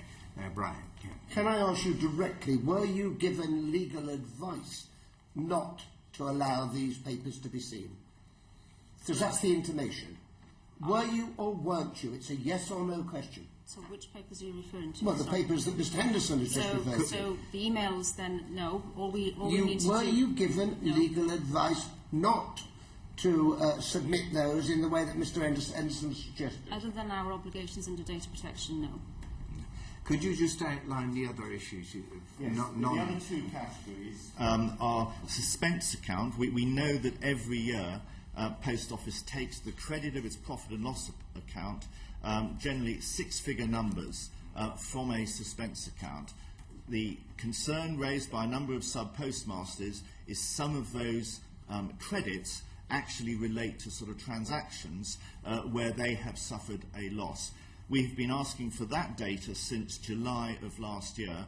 We had a meeting with the new finance director of Post Office yesterday, and hopefully we'll make some further progress. But already it is almost 9 months since we first asked for that data. And the final category, and probably the most important, is full access to the legal and prosecution files held by Post Office. And I understand they did do that originally. Initially, yes. But for the last year, access to those files has been blocked. What would you respond to that? May I make a general point first in terms of the accounting procedures? Post Office clearly, and especially importantly now it is a separate independent business from Royal Mail, accounts for its business in exactly the way that it should do. We will this year actually comply, and we will be one of the first companies to do this within government, with the corporate code in terms of governance and compliance of our accounts. So any implication that we are not accounting properly is important to put to bed. And one other point on the suspense accounts and the losses that was made previously in the previous hearing, any retailer has what they call shrinkage. It usually amounts to about 2% of their business. Ours is much, much less than 1%. The Crown losses are about £1 million. In terms of the specifics around the suspense account inquiry, I'm just going to ask Angela to pick up that. So, with the suspense account, as Ian said, there was a meeting yesterday. What we wanted to do was determine what information Second Sight were seeking to have in relation to the cases that they were investigating. How long has this request been on the table? So the request, as Ian said, has been there since July in different forms. So why is it only taken till yesterday? So we have previously responded to the initial request, but what Second Sight have come back and asked for further information or different types of information, and that's what we've been trying to get to. So it's not that we're not sharing the information, it's understanding what format. Would you agree with that assessment? The response to a very specific question detailing exactly what we needed was made on the 9th of December. On the 5th of January, the response from Post Office was, it is a disproportionate request for information and cannot readily be provided, which we regarded as unsatisfactory, hence the follow-up meeting that we had yesterday. If I may, and there may be further questions on that, this is a really difficult one for us to deal with. We have 136 cases that we are genuinely trying to get through and resolve thoroughly and rigorously, but as quickly as possible for them. There comes a point where, and Second Sight are independent, there will be disagreements about requirements for information at some stage. What I do know is that where we are able to, we have shared everything we possibly can. If it goes outside of the scope of the scheme, then it simply extends the length of time that it's taking. And that's the reason that Ian met my new finance director yesterday. If this is something that is pertinent to resolving one of these individual cases, which we have done in detail, then of course that information can be made available. It's difficult, it's very, very complex what we're dealing with, and therefore we need to be clear that we're being asked, that we have understood the question that's coming through to us. Right, I've got Nadeem, and then I've got Brian, and Katie Clark. Mr. Henderson, did you ask for the emails from 2008? Yes, we did. And you provided of 2009, is that? We were provided 2009, as we were told at the time, the first batch. Yeah. We were told there was some technology issues relating to the provision of the 2008 emails, but 2 years down the line, we still don't have those. But you actually asked for the correct ones? Yes. You're saying. Still don't have those. On the legal side, on the prosecution files, when was that stopped? So when did the policy change? We've never been told formally that the policy has changed. When we were first appointed, we were told that the principle behind what we were doing was to seek the truth irrespective of the consequences. We could look at anything that we felt as an independent investigator was necessary to conduct our investigation. Unsurprisingly, cases where came into the early part of the scheme that involved a criminal prosecution, we were provided with full access to a small number of files. As further cases were accepted into the scheme, we, unsurprisingly, asked for full access to those legal files. Responses have varied from under no circumstances are we going to give you access to those files. You are entitled to the public documents that would normally be available to the defendant if the case, for example, had gone to trial. But we felt it is necessary for us to review the internal legal files, looking, for example, at the depth of any investigation that has happened, possibly even legal advice relating to the prosecution. Paula, why don't you give those files over? What's the problem? So I think the point I want to pick up first, if I may, is... No, just answer my question first. Why won't you give Ian Henderson those files? We have... As far as I'm aware, Mr. Zahawi, we have shared whatever information was appropriate on every single... That's not what Ian Henderson's saying. It is the first time, personally, I have heard that. I'm very happy to go away and have a look. Second Sight... He has evidence saying that under no circumstance he'd be given those files. That's what you've just told me. Is that right? We have not been given those files. You've been told by Angela, I don't know... Paula's organisation that under no circumstance you'd be given those files. Is that right or wrong? Who told you that, Ian? It came up at one of the working group meetings which you and I were present at. So I don't recall that Ian is conversation. completely... Well, this sounds like a shambles to me. You came in here and opened by saying the system's working beautifully. You now realise why you're in front of the committee, is that right? The system... Ian said he is quite right. The reason we set up this mediation scheme was to get to the truth about the system. The system itself is you've been working obstructive. very well. Is what we're hearing from Ian is that your organisation has been obstructive to his independent work. Is that right or wrong? It's wrong. We have provided for every single case detailed, thorough, independent investigation. They run to pages and pages of reports. There are, on average, 80 let me just pieces stop you of here. evidence. But we've just heard from Ian Henderson, who is independent and looking through this, that you have not provided the prosecution files that they think they should look at. Your files, not just what's publicly available.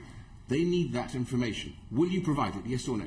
Mr. Zahawi, you have just heard it's the first time I have heard that piece of I'm just information. asking a commitment from you. You're the head of the organisation. Will you provide it, yes or no? Simple answer. Mr. Henderson is a forensic accountant. He is not a legal qualified individual, neither am I. I'm just asking you, will you provide it, yes or no?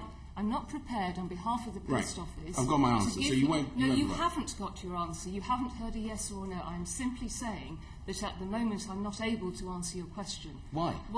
Because I do not know the details of the situation. You used to provide the information. You've stopped providing it. Will you provide it going forward, yes or no? I am not aware what we have provided previously that we stopped. Angela has been involved daily for the last 2 years on this. She sits on the working group alongside Ian and Second Sight. Right. If there is a misunderstanding... Angela, will you I'm very provide happy it? to take If your this CEO Mr. can't answer, will you answer my question? Will you So- provide the prosecution files as requested by Ian Henderson, yes or no? As Ian said, we have previously provided them, and we have provided the information necessary for those investigations as a pack. So there's thousands of pieces of information already provided to Second Sight. But we've heard already that he has been obstructed from getting the files, the legal files that you use internally, which he used to get before, right? That is what I've heard.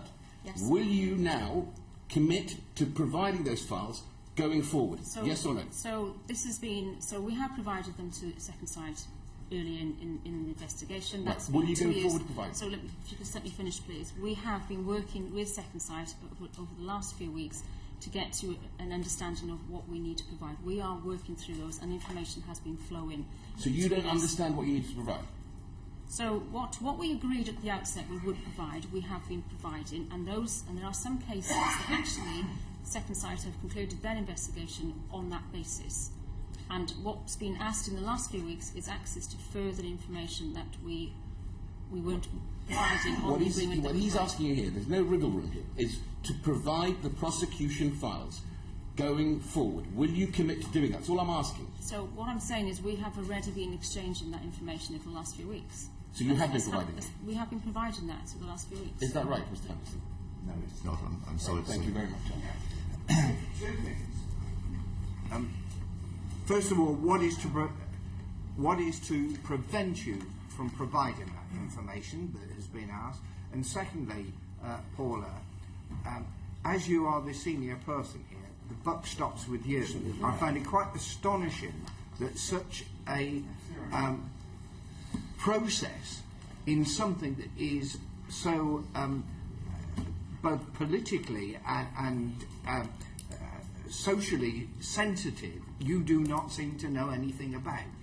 I know a huge amount about this. I know the really important things about it, which is we are talking about a small number of... With respect, we're talking about legal files being handed to the person that you agreed would, in fact, I believe, is effectively contracted by you to carry out the investigation. I would have thought that was a pretty significant element of the process.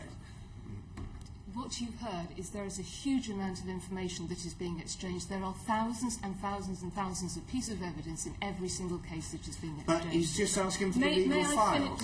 May I make my point? Because I can answer your question if you allow me to. I will allow you to, but I'm not sure that you...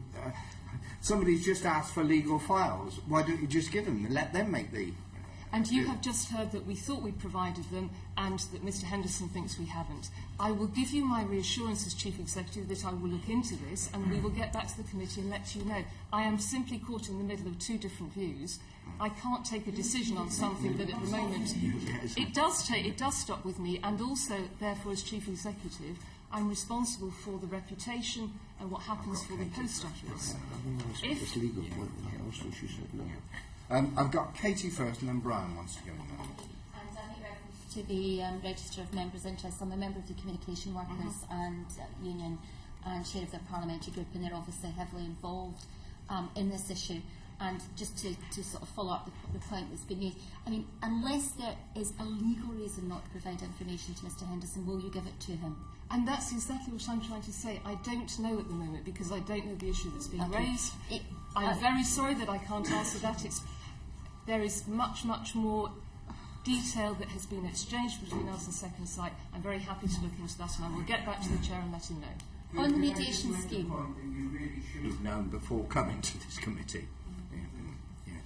And if I may in response, if Second Sight and the independent chair of the working group had raised that with me, I would have been able to answer the question. It was I have been told that we're providing information. I give you my word as the Chief Executive of the Post Office that I will look into this properly and I will give you the answer. Okay, there seems to be communication problems within your administration. Katie, I'm bringing you back in, then Brian, I'll let you. On the mediation scheme, is there anyone with an IT background on the mediation scheme? The mediation scheme is the scheme where the individuals go into... I understand, but can you answer the question? Is there anyone on the scheme that has an IT background? When you say on the scheme, as part of the working group? Yes, as part of the working group. No, there's not. Are you aware that that's a major criticism? Yes, I am.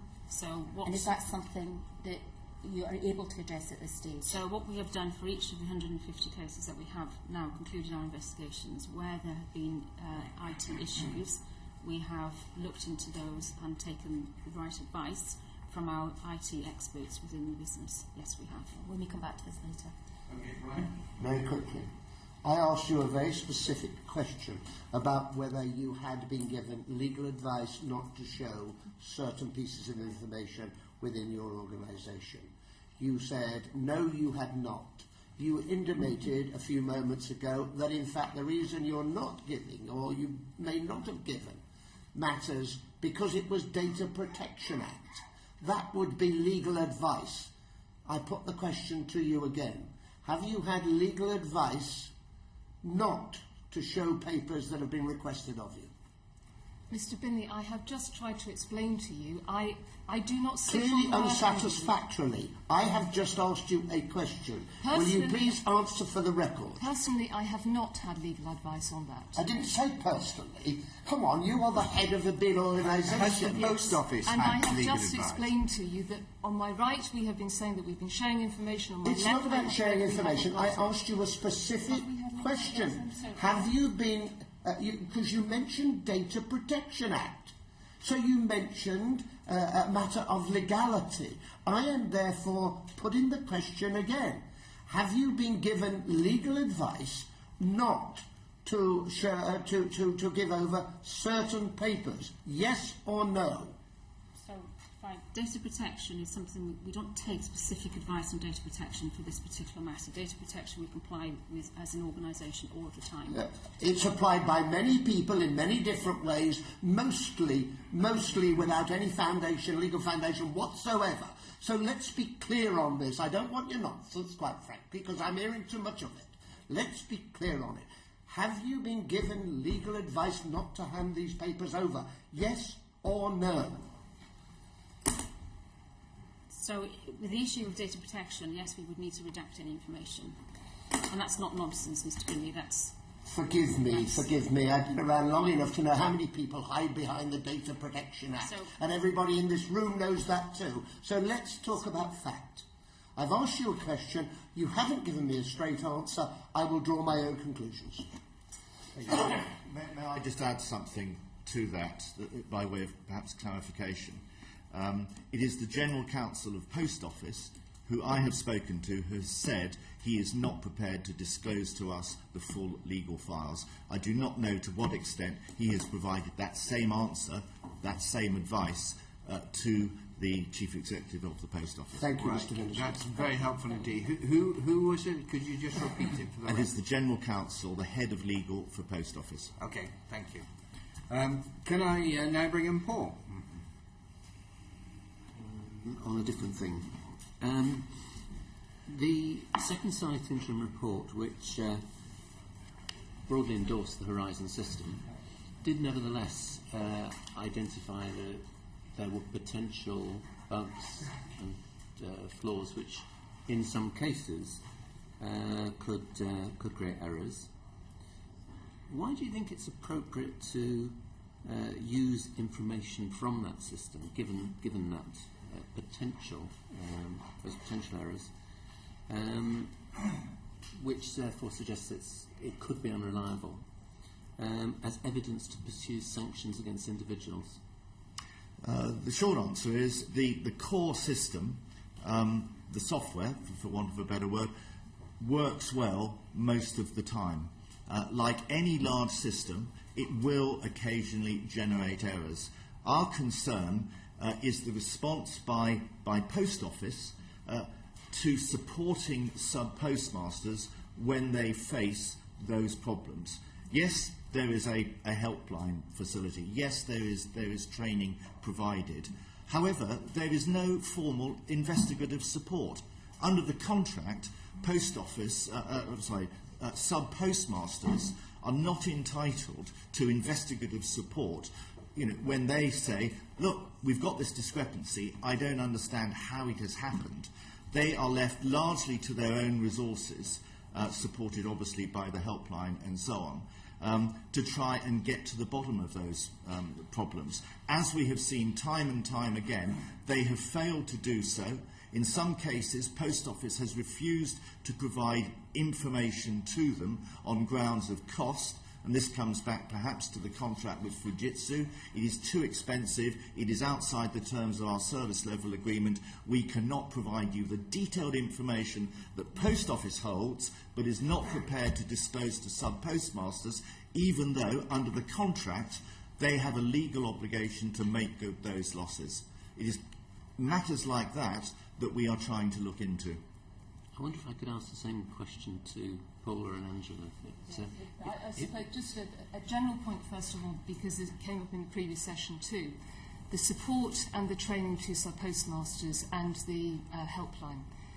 We monitor very carefully the training and support that we give, and the first point I want the committee to hear is that there are always opportunities for us to do this better. So I have no doubt about that. It applies to any organisation. We are not perfect and we continually try to improve things. If I look at the satisfaction rate on the support desk that the sub-postmasters have, it is running about 87%. It has in fact improved since some of the changes we put in place last year, but it has always been good. The satisfaction with it has been good, and as you heard from George Thomson, the vast majority of people have no issue with the system, are actually quite satisfied with the training and support around it. We're dealing here with a very small number of people who have had some really, really difficult things happen to them. And what we have learnt as going through this process, which Angela has built on, is where we could have done some of those things better.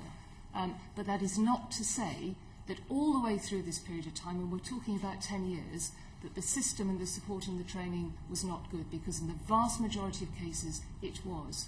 Now, Angela will come on to tell you about what it is we've done and the changes that we've improved. Can you say on that? Because that wasn't the second site conclusion, was it? It was that actually there was an appearance of that the support was deeply flawed. And if I could just share with you, because there's an appearance of a culture of denial about problems. And if I could share with you a case from my own city in Sheffield, a sub-postmaster who raised with me a long-standing business customer who had deposited £4,500, had a receipt to say that there was £4,500 deposit, but her bank statement showed £200.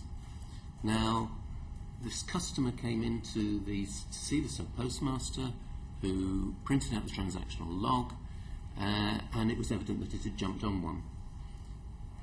She rang and the crucial point is not that, but she rang the helpline, who said that this was a rare problem, but they were familiar with it because it had happened previously. She asked them to rectify the customer's transactions and let them know that the error wasn't hers because of her reputational damage that she would face with one of her significant business customers. The response she got from the helpline was, it wouldn't be helpful to let customers know that the computer system had a glitch, and that they were therefore unprepared to do that. As a result of which, she lost that customer, actually transferred to another sub-postmaster. But nevertheless, it had damaged her business in that way. Now, that seems to reflect the sort of culture of denial about problems, which does seem to be a theme that's coming through from much of what we've heard. Sorry, in terms of the culture piece, first of all, the reason that I came today is because I really wanted the committee to hear that that is not the case. We put this scheme in place because we wanted to find out what was going on, and inevitably, because of the distress that has happened to people who've gone through it, they are very, very vocal and very challenging, quite rightly so, about what they've been through. And as we've gone through the investigations, we have looked at where there are things that we could improve, and there were things we could improve, absolutely. The only point that I'm trying to make is for the committee to hear that for the vast majority of people, so 70,000 using the system today, half a million over the last 10 years, have not had those problems. So I'm not denying at all that there are problems. Of course there are in any organisation. But what I don't want to do, and it's the point about the reputation of the post office, this is a system that works well, and it works well for the vast majority of people. For those it doesn't work for, we are doing our utmost. I have worked for huge businesses before. I haven't worked for any that could have done this as well as we have in terms of the rigour and the detail that we've gone into to try to get to the bottom of what it is. Well, I think we've had considerable evidence from all involved that the system usually, overwhelmingly, works well. But the focus of this inquiry is how does the post office handle those small number of cases where it doesn't? Yeah. Sorry, can I just answer a few points you raised? So firstly, the information that SubPostmaster needs to balance their accounts is available in branch. There has always been an audit trail in branch, and the reports before we went onto the online system in 2010, those reports were available for a period of 42 days, so they could look back into their accounts for 42 days. Since 2010, that's extended to 60 days. So the information has always been available in branch. Difficulty with some of those cases is that they did not declare their loss at that time, and in some cases where they've hidden the loss and falsified that account, then that is only later that we've discovered that error had occurred, and therefore those reports in branch have then obviously time expired.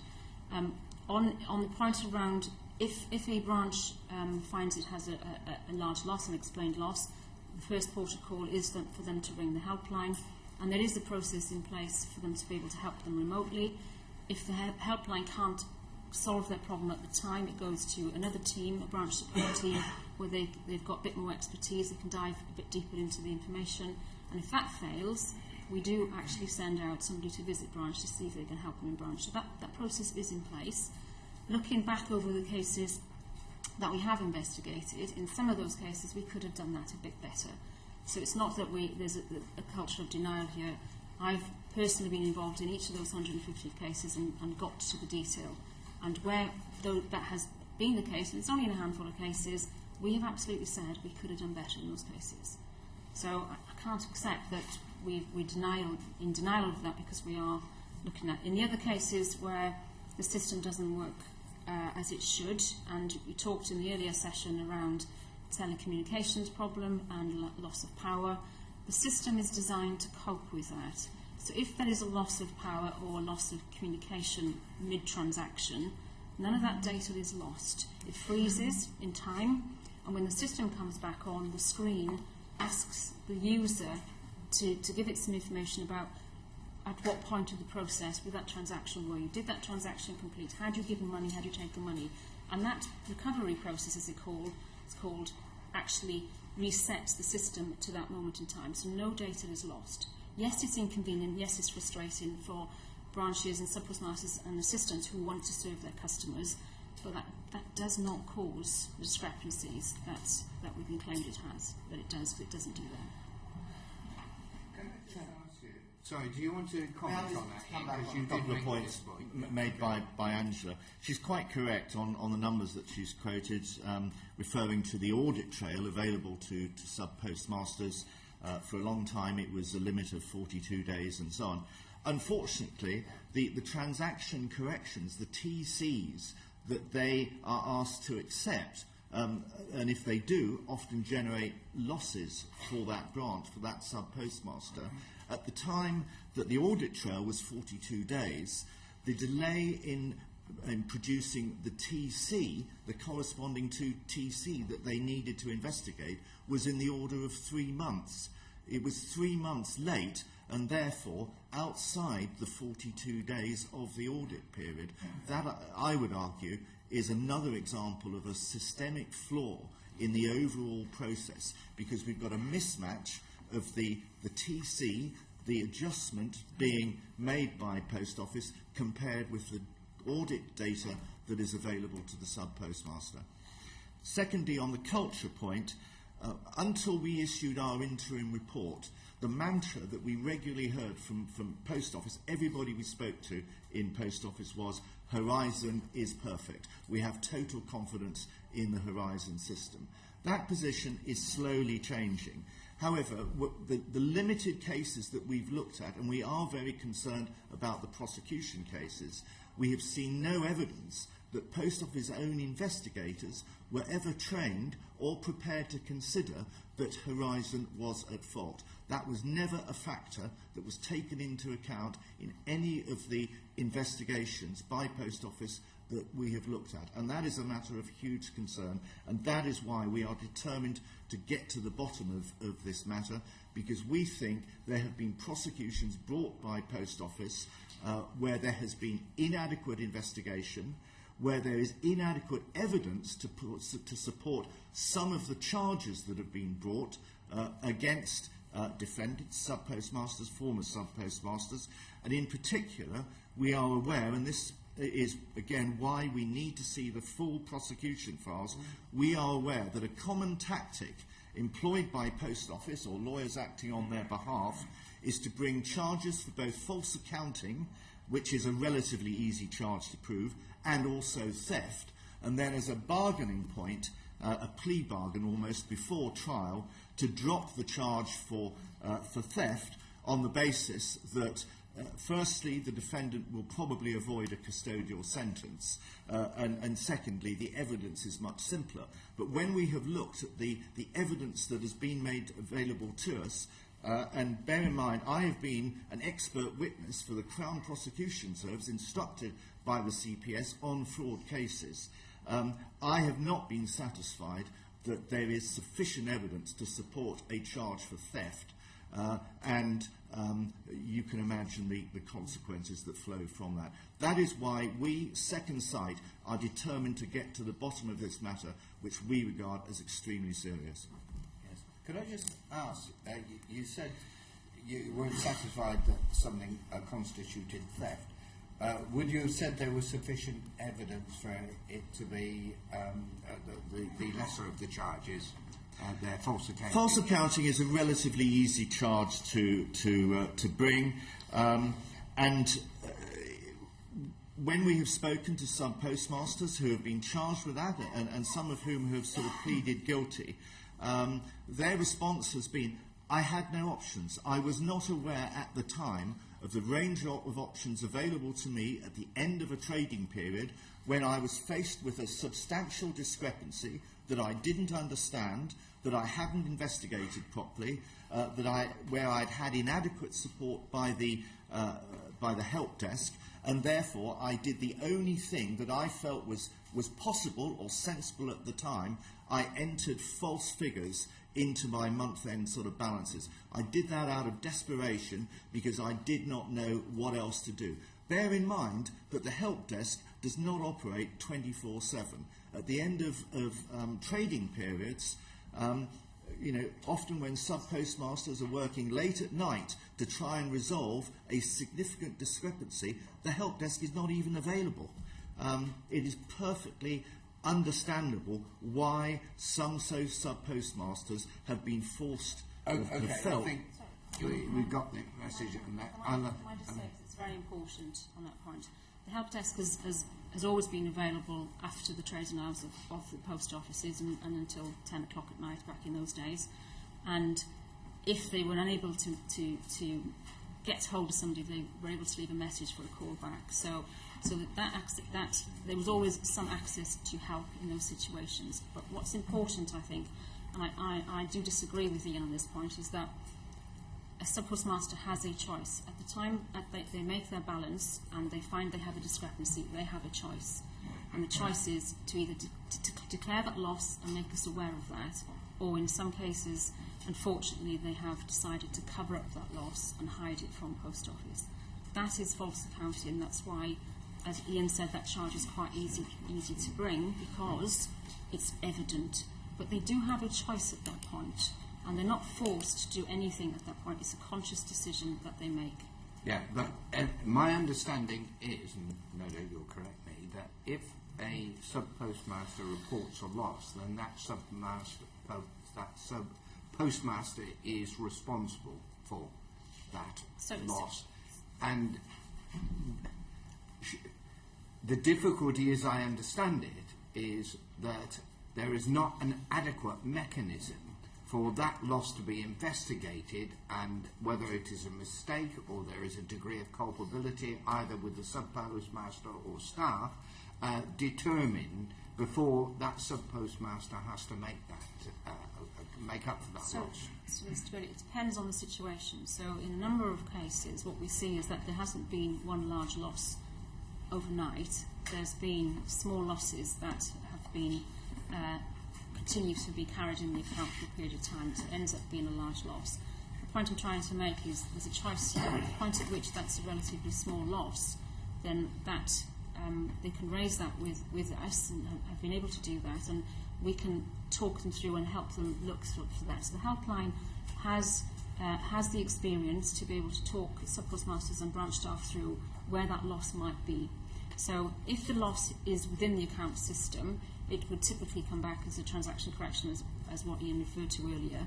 He referred to them taking 3 months. They don't normally take 3 months. There have been occasions where there's been a bit of a backlog, and we've worked through that. But a transaction correction normally would come through quite quickly. Where a loss has been, where a mistake has been made over the counter, and the money goes out of the branch, then that situation would not be rectified in a transaction correction because it's with the customer, and we depend on the customer to raise that at that time.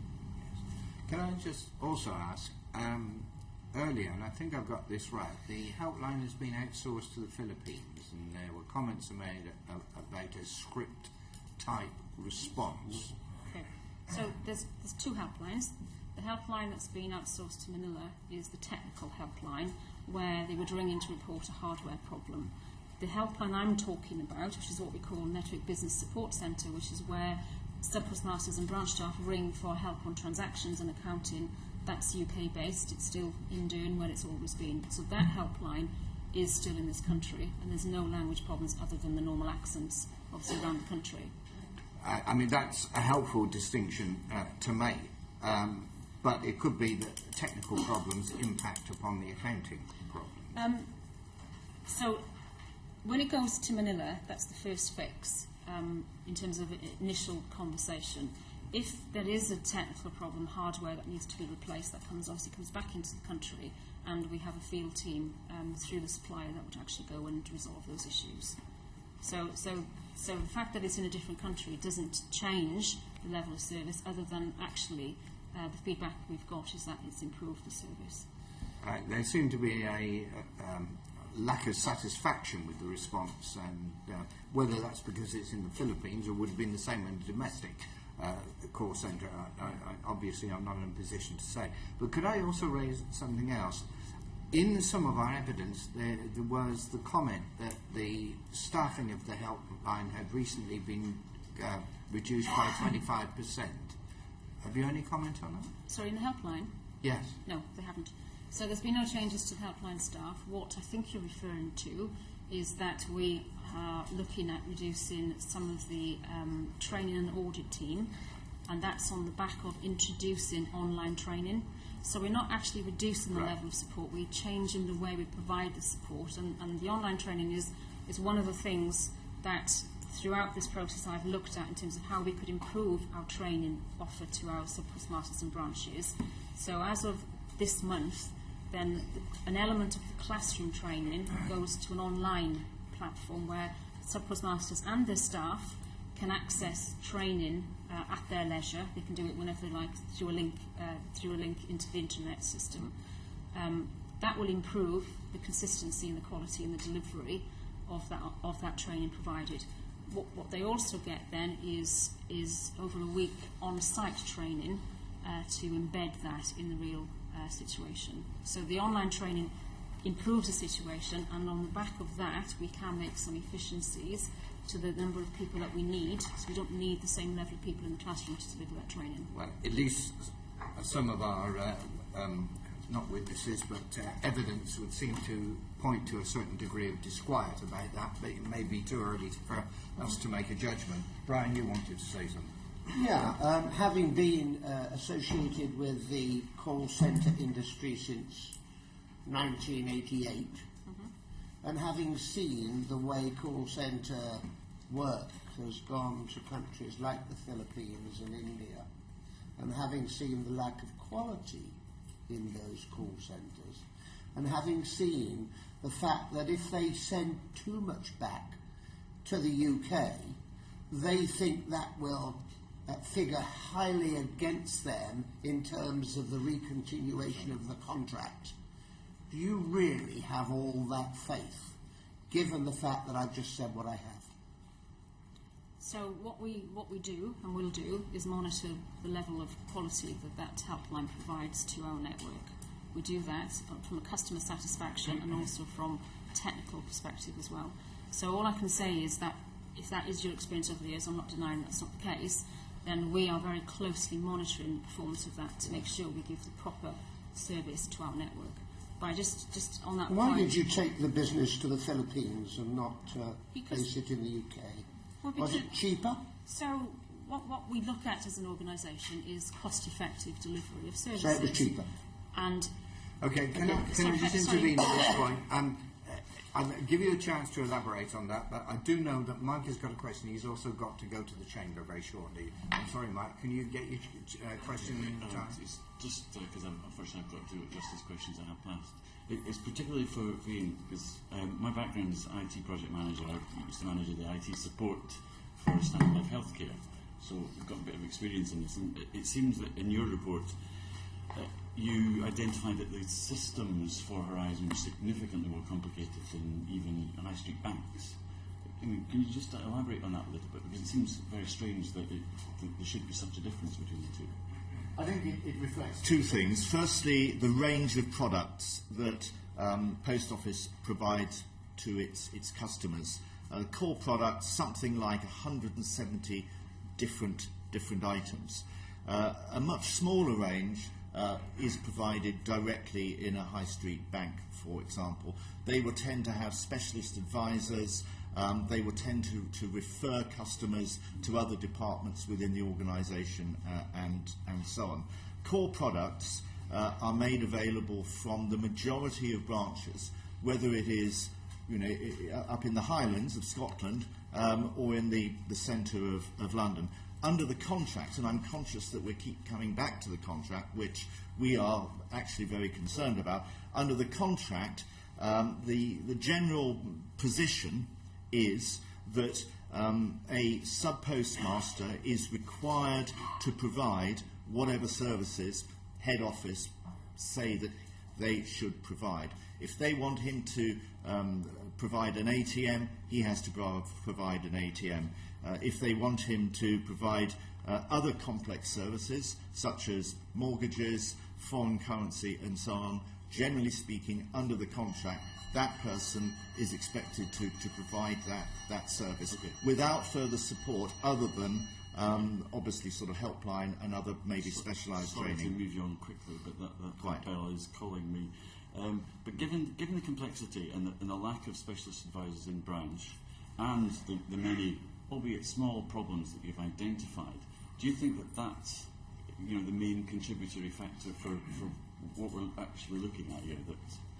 That's what's caused many of the problems to arise? Surprisingly, the answer is probably no, with the exception that there are clearly some products, of which ATMs are probably pretty close to the top of the list, that do seem to account for a disproportionate number of problems. We're also aware that foreign currency, bureau de change, also disproportionately sort of impacts. I would not go as far as saying the offer or the availability of 170 products and services in itself is a problem. It's perhaps focusing on individual products and services within that 170. Can I ask then, therefore, do you feel that the Post Office had sufficient IT support behind those systems to identify and fix errors, especially given the poor access that they would have had to data with the problems of accessing through the Fujitsu contract? We can only look at the cases that we have been asked to examine.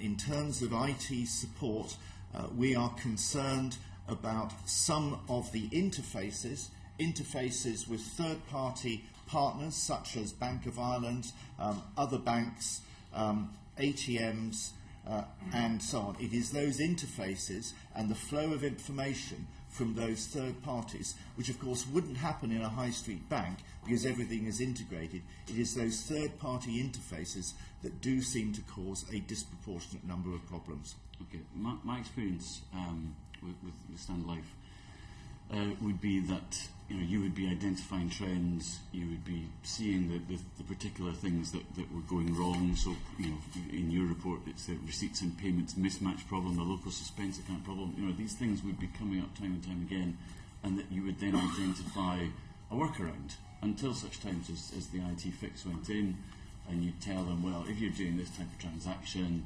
you need to be aware this will go wrong, so do it this way and then fix this bit over here, but we'll get back to you when is there any evidence of that sort of process happening through Post Office? Yes, there is, but it happens slowly. A very good example was in 2009, Post Office performed an audit of 20 branches relating to lottery and scratch cards. Those 20 branches caused £147,000 in losses, and as a result of that, certain process changes were eventually sort of developed.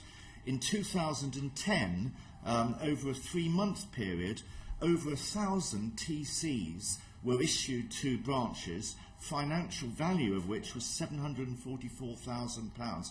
That, in our mind, indicates that there was a system-wide problem with lottery and scratch cards. 2 years later, Post Office introduced a number of changes that largely prevented that problem occurring. However, it was 3 years before those early problems that had been identified were fully resolved. And I'm sure there are other examples. And during those 3 years, SubPostmasters would have been expected to make up the lost. Correct. Sorry, can I just add on that? Because the point that Ian's not mentioned here is that this is where... So what we've tried to do is automate products so that there's less human interaction required. So in the case of lottery, for lottery scratch cards, what those error notices would have been particular to is where SubPostmasters had sold scratch cards before they booked them in. So they were selling scratch cards, say the value of £200, that they hadn't actually booked into their accounts. So they would have had a surplus of £200, which, if you scale up, would get you to the £700,000. So it's not an actual loss, it's just that they've accounted for it incorrectly at the start. Okay. I'm sure you could go into it in greater detail, but I'm afraid I have to. Thank you. Brian, are you indicating? Yeah, evidence submitted to us by a very high-level person, Mr. James Arbuthnot, who's been looking into this matter for a very considerable time, said as part of his evidence that the Post Office has accepted that its support systems left much to be desired and as a result has changed them. The sheer number of calls to the Post Office helpline is astonishing. The calls are from professional users, and this is the bit that counts, but tens of thousands of them were abandoned. They were not just made, but abandoned. Does that cause you considerable concern? So, if it were correct, yes. We don't have tens of thousands of calls abandoned. Well, let me tell you that Mr. James Arbuthnot is one of the most respected members of Parliament in this House. Okay, and his evidence will weigh heavily with us. Mr. Vinnie, not disputing that. So, I look at the telephone records. We can record the number of calls that go into the call centre. If 5% are abandoned, when you say abandoned, what that might mean is that obviously, as you're aware of contact centres, when they ring up initially, there might be other options that take them to a different route, and those then therefore they go a different route, put the phone down. It doesn't mean Okay, could I just, I'm sure James Arbuthnot will be very happy to provide us with supplementary evidence. As I see he's sitting in the audience, he cannot participate in this session today. I am sure you will want, in a written form, to give your assessment of that particular statistic, and we can examine it in due course. Can I bring in Anne? Yes. We heard earlier this morning that there are still 110 cases in this system. Can you advise the committee this morning about how many you expect to proceed to mediation? Okay. Sorry, the numbers that you've quoted, 110, I understand that Sir Anthony Hooper has sent some further updated information to the committee, which reads differently. I understood that he had. So I can give you updated numbers if that's helpful. Or do you expect the bulk of those cases to go to mediation? So it depends on the individual case. Of the 136, so some have been resolved and some weren't eligible, then of my latest figures, where the working group has agreed that they should flow to mediation, 41 is the number there, and we have agreed to mediate in the majority of those cases. So the latest information is that we have declined to mediate in 5 of those cases. Could I just say, for clarity's sake, the information that we received from Sir Anthony Hooper yesterday is there are in fact now 87 cases. So the number I quoted, 41, is in line with that 87 now. That's helpful. It does seem from what we've been discussing this morning that the reporting protocol seems to be rather haphazard. People are supposed to phone a helpline, but there doesn't appear to be any particular written process. Do you record all the calls that are made to the helpline? Yes. Okay. So the transcripts of those calls are available in terms of they are available, evidence? and they have been made available as part of our investigations to each of those cases. Okay. So each applicant has a copy of their relevant transaction call logs, yes. Because it does appear, as we've said, the number of errors, the total number of transactions is a very small percentage. But clearly when it occurs, it has very, very serious repercussions. Absolutely. So, to what extent have you focused your training and support, or what steps have you made to improve it so that all staff are aware exactly of the error reporting protocol and what they need to do? Okay, so what we have done, and we've done this over the last couple of years, and I'm in the process of refreshing that, is that the classroom training I referred to earlier, this is for new people coming into the business, the classroom training and on-site training, part of the package. We've put more emphasis on the balancing process, the accounting process, how to balance, and importantly, what to do when you don't balance, how to find your discrepancy in branch using all the reports that are available to you. If you can't resolve it, then talking part of the learning process is to, this is the route that you need to go into the helpline, and we describe how that support manifests itself into branch if it needs to be. We've also produced basically handy tips and guides that we give as handouts to people to take back to the branch, and when we train them on site, we talk them through to refer to the process to keep them on the right process. So we have done a lot of work in terms of at the front end re-emphasising what happens and what they need to do in such a situation. Well, I mean, you'll be aware from the recent Westminster Hall debate that a number of very serious allegations were made about a number of people who have been, were told, or they alleged that they were told by your staff that if there was money over at the end of the day, they should put it in an envelope, put the envelope in the safe, and then use the money to pay later shortfalls, which amounts to false accounting. So, I mean, that's a very serious allegation that staff at your end, at the other end of the phone line, were making these very casual and inaccurate and actually highly dangerous recommendations to SubPostmasters. So what we say to SubPostmasters when we train them is that you need to, when you declare, when you make your statement, what you declared as cash in the till is the correct statement. If you were short, you put money in, and if you're over, you take money out. That isn't false accounting. False accounting is when you sign off your accounts to say, I have £10,000 in my account when actually I've only got 9,000.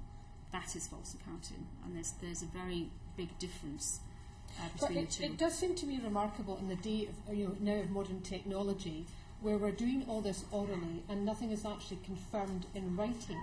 I mean, most people have access to emails and texts. So do you actually, after a call, is there something then confirmed? Because when you make a call, if you find yourself and you've got a shortfall in your money, and you've never had it happen before, and you realise what the repercussions are, most people, a lot of people would actually feel highly nervous and unsure. They go on the phone line, they realise what the repercussions are, and at times people are not fully absorbing all the information that is relayed to them orally. We know that happens. We know that people don't always capture every piece of information to them.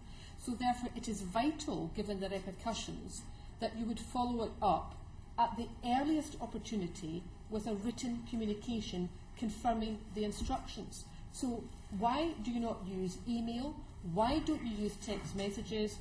What do you actually do in terms of hard copy so that someone has a piece of paper in front of them or an actual written message which tells them exactly what they then need to do?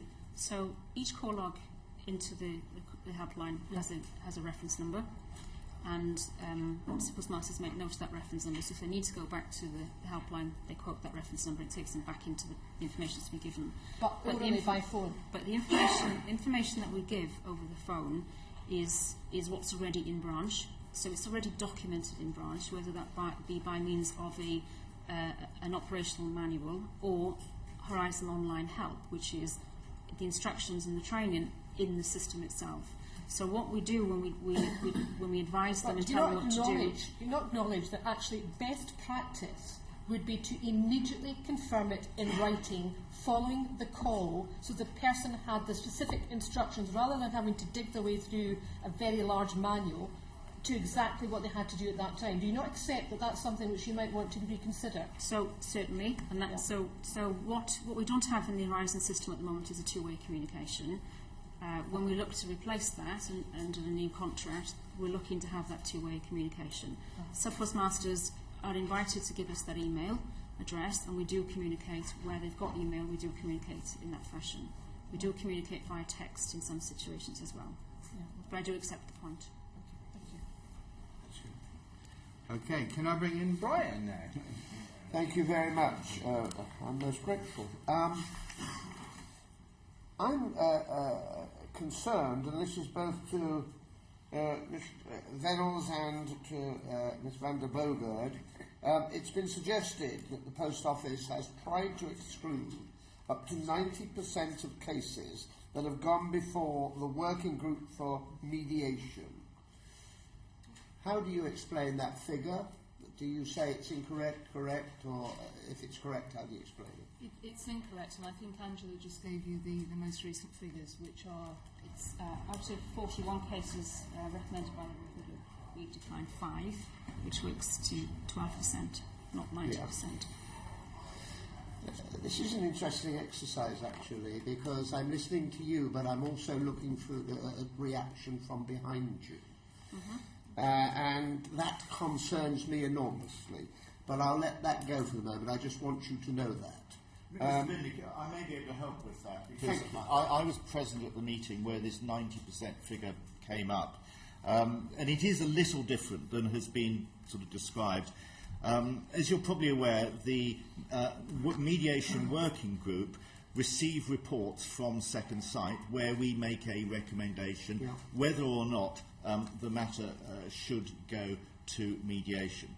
There was one meeting, I think it was October last year, where quite a large number of reports from Second Sight, I'm guessing at them, but let's say maybe 12, recommended mediation.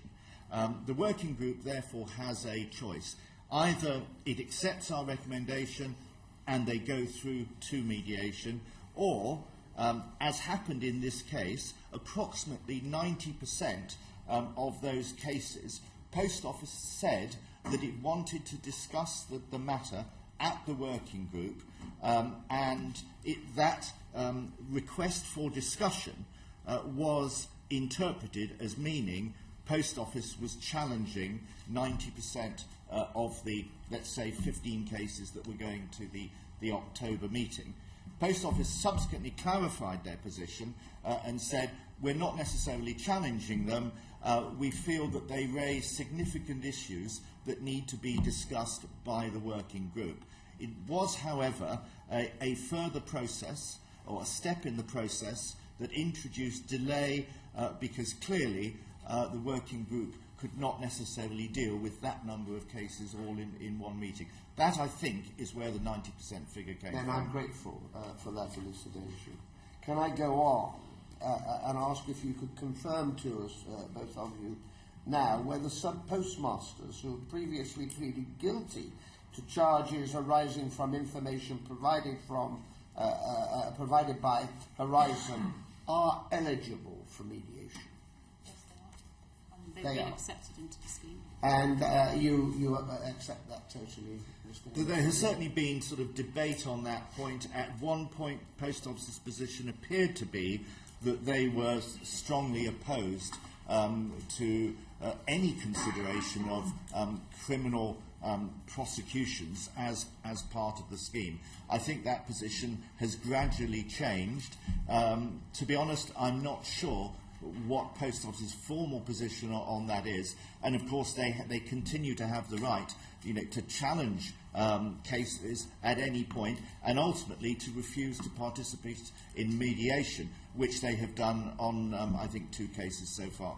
Thank you, Gary. And finally, has any provision been made to cases which have arisen since the mediation scheme closed to application in November, I think, 2013? I'm sorry, Mr. Billy, could you repeat that again? Has any provision been made to those cases which have arisen since the mediation scheme closed to applications in 2013? So we have had a number, about half a dozen people come forward and say that they would like to have their cases investigated. And once the scheme is closed, we've offered to investigate those through our normal process, of which they've accepted. So we're currently investigating about 6 cases outside of the scheme. So if I can just interrupt, what is your normal process as opposed to the mediation scheme that was set up? So effectively, it's the same process that we take in terms of we would look at their issues, get access to all the information, investigate their claims thoroughly, and put together a report and share those findings with the individuals. What I'm puzzled at is why that seems to be satisfactory in your eyes for the current cases, but wasn't satisfactory when it was decided to set up the mediation scheme. So well, it is in terms of what our investigation is no different to whether it's in the scheme or whether it's outside of the scheme. And in the absence of so the mediation scheme was closed to new applicants, and what I've offered to do is to apply the same process that we can to their cases, and that's been deemed satisfactory by those individuals. They want to understand what happened in their situation, and I've said I can look at those cases and provide them with the findings of our investigation, and they've been comfortable with that. Well, and if I may, the decision to set the mediation scheme up was mine with the board of the Post Office, because Second Sight produced, as they mentioned, a report in the summer of 2012. Yes. So, and we were concerned. We were genuinely concerned about the issues they raised and the fact that these people had challenges. You know, we are a business that does genuinely care about the people that work for us, and if there had been any miscarriages of justice, it would have been really important to me in the Post Office that we actually surface those. And as the investigations have gone through, so far we've had no evidence of that. And as you'll know, we're bound by the Disclosure Act to make known anything that we come across that might contribute to that. But the difference is that we simply wanted to know, to give those people the opportunity to be heard, because they were telling us they hadn't been. In terms of the cases post the closure of the mediation scheme, it would seem therefore they don't have the benefit of the analysis and investigation that Second Sight would do. And secondly, you say they seem satisfied, given the fact that there was no alternative on the table. There couldn't really be anything other. Is that a fair assessment? Well, in terms of us investigating the case, yes, but individuals always have access to the legal rights that are unaffected by this. So if they wanted to bring a legal challenge to us, at any point they can freely do that. Could I ask you from Second Sight if that's... do you feel that they are, if you like, being, I was going to say short-sighted, but disadvantaged, not having the benefits that others have had in terms of the approach? It's a very difficult question to answer, because we are satisfied that the 136 cases that have been accepted have provided us with an adequate range of issues that we can address in terms of the thematic issues that we have identified of potential concern. Of course, that will not necessarily resolve the specific facts and issues of a person that has not yet come into the scheme. It is perhaps of potential concern. However, I would hope that our next report, which is going to be on these 19 or so thematic issues, may well address some of the points being raised by what I might call new applicants. Good, thank you. Can I bring in William Bain? Thank you. We've heard criticisms about the length of time it's taking to resolve cases through the mediation scheme. Can you tell the committee what's the current average time taken to resolve such cases, and what you believe a reasonable length of time to resolve such cases would be? That very much depends on the individual case. I think you heard from the session earlier that no two cases are the same. When we launched the mediation scheme, we anticipated that the investigation process would take about 3 months. It's probably on average taken about 6 months. Some cases have taken longer, some cases have taken less time. In terms of speaking from experience now and the amounts of information and the evidence that we've needed to pull together to get to our findings, then I would probably say about 6 months. Yeah, I mean that certainly ties in with some of the correspondence that the committee's had and has seen, including that from Mr. Arbuthnot to Ms. Vennells. Ms Vennells, what do you say in terms of how you can improve the efficiency and the time it's taking to resolve some of these cases? What plans are you implementing at the moment to increase the efficiency of the mediation process? I'm very pleased to say that we've actually finished all of the investigation reports now, so I'm hoping that those now, so the 87 you've heard about still in the scheme are in different stages of it. So when we finished our investigation reports, they then go to Second Sight, they review it, they come back with questions, we respond to those. That takes a shorter period of time than the initial piece of putting the information, the investigations together, and then they go through to mediation. So in a sense, as we go forwards, I'm hoping we're talking just a number of months now before we can actually get to the end of the scheme, which for everybody involved, particularly those sub-postmasters who are still waiting, clearly is important. Okay. And would you say that the data retention policy that you followed has had a beneficial or a detrimental impact on how efficient the mediation scheme has been? Because we have heard some evidence that some documents which could be potentially relevant in mediation have been destroyed as a result of your particular policy. So what steps are you taking to ensure that that doesn't happen? I think the most important answer to that question is that as soon as we went into the scheme, I had a conversation, in fact I've had it several times because I know people are concerned about this, both with Mr Arbuthnot, with Mr Bates, to reassure them that nothing would be destroyed as soon as the scheme was set up. Prior to that, obviously we didn't know we were going into the scheme, and we have a data retention policy that is the same as many businesses.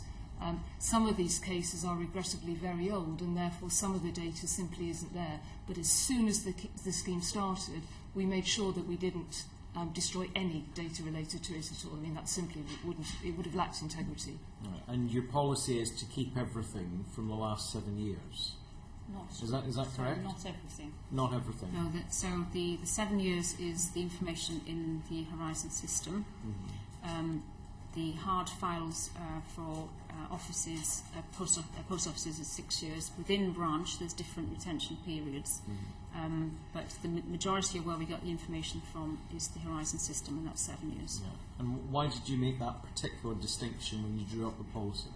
So normal retention policies for commercial organisations is 6 years, and that's in line usually with the statute of limitation. We've gone a little bit further in the Horizon system at 7 years. In branch, then some reports we ask them to keep for 2 years, and others for 6 years, and it comes down to just volume and how you store paper, and that's a decision that most commercial organisations take because it costs to store the data. Katie. Yes, and it was actually possibly a number of months for the remaining cases would be resolved by the mediation scheme. What do you mean by that? How many? Sorry, I didn't mean I meant a number of months from now through to the end of the scheme itself as it runs. When do you think we should expect the scheme to be finished and all the cases resolved? Shall I answer? If you want the answer, yes. I'm just a bit closer to the working group. So on the flow of the cases at the moment, then as Paula said, Post Office has completed all its investigations. 87 cases now are still in the scheme, and the majority of which are with Second Sight. Mm-hmm. We believe by the end of this year, for example. So we believe that the working group function will cease in June, and that we should have concluded all of these cases by autumn, back into the autumn. So by the end of this year, you would expect them all to be resolved. Yeah. And Katie, I'm sorry, can I just make one comment related to that? The unknown element of all of this is once a case goes into mediation. Under the terms of the mediation scheme, the outcome of each individual mediation is confidential to the parties.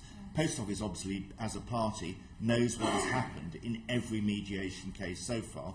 At the moment, the working group, the mediation working group, does not know that. There is an agreement in place that once 15 cases have been mediated, some high-level information comes back to the working group, and we expect that to happen in the next few days. What we don't know yet is how many of those cases have reached a satisfactory outcome, bearing in mind that one of the objectives of this whole process is to reach closure. So, you know, one of the unanswered questions is, even in, let's say, 6 months' time, when all of the cases have gone through mediation, what is the level of satisfaction? How many cases have been satisfactorily resolved rather than mediated and the parties not reaching a mutually acceptable outcome? That is something that we have got no visibility of at the moment. And I mean, the Post Office will obviously be very aware of the high level of concerns amongst MPs on a cross-party basis about this issue. The huge number of MPs who have been involved in the group that Sir James Bucknock's been involved with, and no doubt have read the transcript of the recent adjournment debate, which I think, you know, made very clear the anger amongst many MPs about the way this whole matter has been handled. What do you think you are doing or could do to address these concerns? So I completely understand that MPs are concerned, quite rightly, because people have suffered, you know, some pretty terrible things as a result of what's happened. Yes. Yeah. So we have listened very carefully. We have been in contact with all of the MPs. We offered all of the MPs with constituents involved in these meetings at the beginning of the process and throughout it, after the Westminster Hall debate. I'm not particularly concerned about the MPs. I'm concerned about what the Post Office is doing to get its own act in order. What are you doing to make sure that what lessons are you learning from everything that's happened so that you can improve your organisation? So I think we've learned a number of lessons as we've gone through this, which you've heard, the improvements that we've made in training and support. The other thing that it was important for us today is so that the committee could actually hear both sides, because the Post Office has put a huge amount of question, and I'd like an answer to the question, which is, what are you doing or what have you done to actually improve the way your organisation works? For example, one of the issues that's been put to me is that there's a lack of qualified people within the Post Office hierarchy with whom it's possible for a sub-postmaster to have a discussion when there's a technical issue to do with the Horizon system. What are you doing to improve that, for example? What other lessons have you learned? I would say that isn't true. That if sub-postmasters have queries, they can escalate them as high as they need to. I get phone calls and emails, and I personally take them on a regular basis. I know for a fact that I know for a fact that if they have an IT query, I will immediately go to my CIO, and she is prepared to talk to any sub-postmaster about it. The organisation wants to help sub-postmasters run post offices properly. Of course we do. And we put ourselves out as much as we possibly can. And where we get it wrong, because human error happens, then, as Angela's just explained, we've put some really significant changes in terms of the training and support that's available now. The fact that you can access training 24/7 has to be a significant improvement from that. The fact that we have set up a branch user forum, and we have sub-postmasters coming to that who are very critical of us, and that's why we did it, to learn the things that we can improve. So, you know, we wouldn't have wanted to be in this situation. As soon as I found out about it, we set the scheme up. We have put in hours and hours and hours of detailed work to make sure that we've done the investigations as thoroughly as we can. And at the same time, we have a list of things that we do as we go along. So what do you think needs to be done as a result of everything you've learned from this process so that these kinds of problems don't happen again? Well, I think we've outlined some of those things already. So the way that we listen to the sub-postmasters through the branch user forum, the training, it seems to me one of the big issues that's come out of this is that in some cases, but not the majority, but I accept Mr. Blomfield's point, this is about the small number of cases here today, that in some cases we could have done things better. And I think what you've heard us say is that we've acknowledged that and we've put improved processes in place. But this is a business that learns all the time. We are constantly trying to improve what we do. Sorry, can I just add, just the branch user forum, I think an important part of that I didn't talk about earlier is that the 6 sub-postmasters that make up that forum, they have connections with the wider network, so through their Twitter accounts and things. And what they do is they feed in the voices from their peers into the forums. It's not just the views of 6 people, it's the views of much wider. And if there's any issues or concerns, that is brought to that. We have a very frank decision. I think that the thing that I personally have learned through the process, and having been very close to 150 investigations of each of those cases, is that we could have, in a number of the cases, explained things a bit better. And I think that's one of the important things, which is, somebody mentioned, I think you mentioned the script, in terms of the helpline. It's trying to drill down in terms of, so you ask me a question, and I want to drill down to get to the real number of the problem to be able to give you the correct answer. And one of the things I've just introduced in the last few months is an information tool that allows us to look into the data of the branch. If a branch rings up and says, I've just done this to my system, we can look and say, actually, this is what you've done. So we can actually give them the correct advice rather than the advice from the question or the information they've given us. I think that's a massive step forward.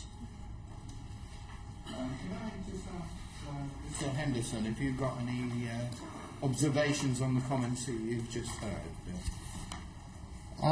I'd like to actually go back to a point that was made in the first session, which was the comparison between Crown offices and branches, and a number of points relating to why Crown offices, on the face of it, appear to deal with some of the Horizon issues better than branches.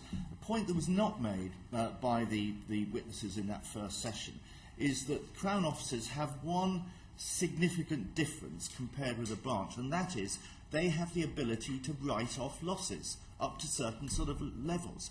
A branch, a sub-postmaster, cannot do that. He is accountable, for every penny.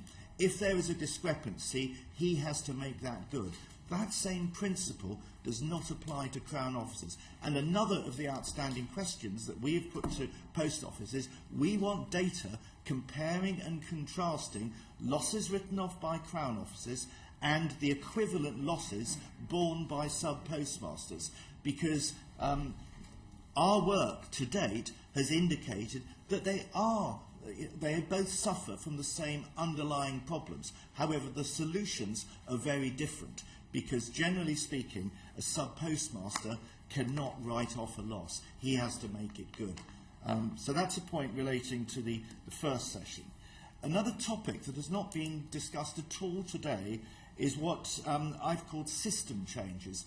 Over a period of time, Post Office, quite sensibly, have introduced a number of system changes. Some have benefited sub-postmasters and Post Office, of which the changes to lottery and scratch cards, I think, is a very good example. Bearing in mind that under the contract, the sub-postmaster is responsible to make good all losses, I am concerned that a number of those process changes have reduced costs to Post Office or have benefited Post Office and have acted to the disadvantage of sub-postmasters.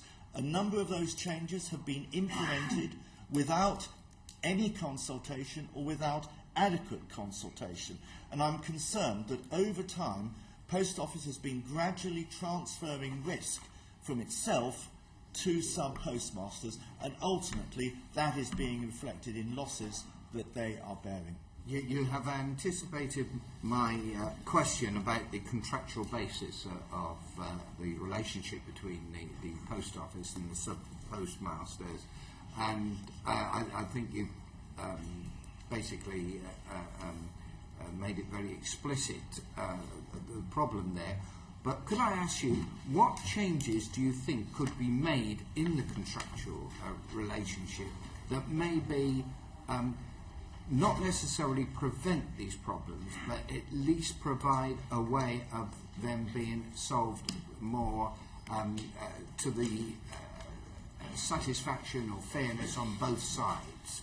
Well, I think you need to look into the history of the contract, and I'm not proposing to go into that in any detail. For a very long period of time, there was no formal contract between Post Office and sub-postmasters. There was a book of rules, and actually the current contract in places still refers to the book of rules in describing that relationship. The contract, whilst it has been changed in part, has remained substantially the same for 20 or 30 years. We think it does not provide sufficient safeguards to sub-postmasters. For example, there is no entitlement to investigative support. Under the contract, and we have been told that many sub-postmasters were not even provided with a copy of the contract, but under the contract it states investigative support will only be provided in cases of suspected criminality. In other words, if a criminal prosecution can be brought by or may be brought by post office. It doesn't seem to cover the situation where a sub-postmaster identifies a problem, he has exhausted all of the readily available help mechanism, he wants some serious professional help from a trained post office auditor, and to his surprise he finds he has no entitlement to that. Bearing in mind post office holds all of the data, we find that surprising, and in the context of modern business practices and best practices, we think that is unfortunate. I think our view is that the contract needs a fundamental overhaul to reflect far better the appropriate relationship. It strikes us that it's written in words of very much a master-servant relationship, you know, that perhaps was appropriate 70 years ago, but you know, should not be part of a modern sort of contract.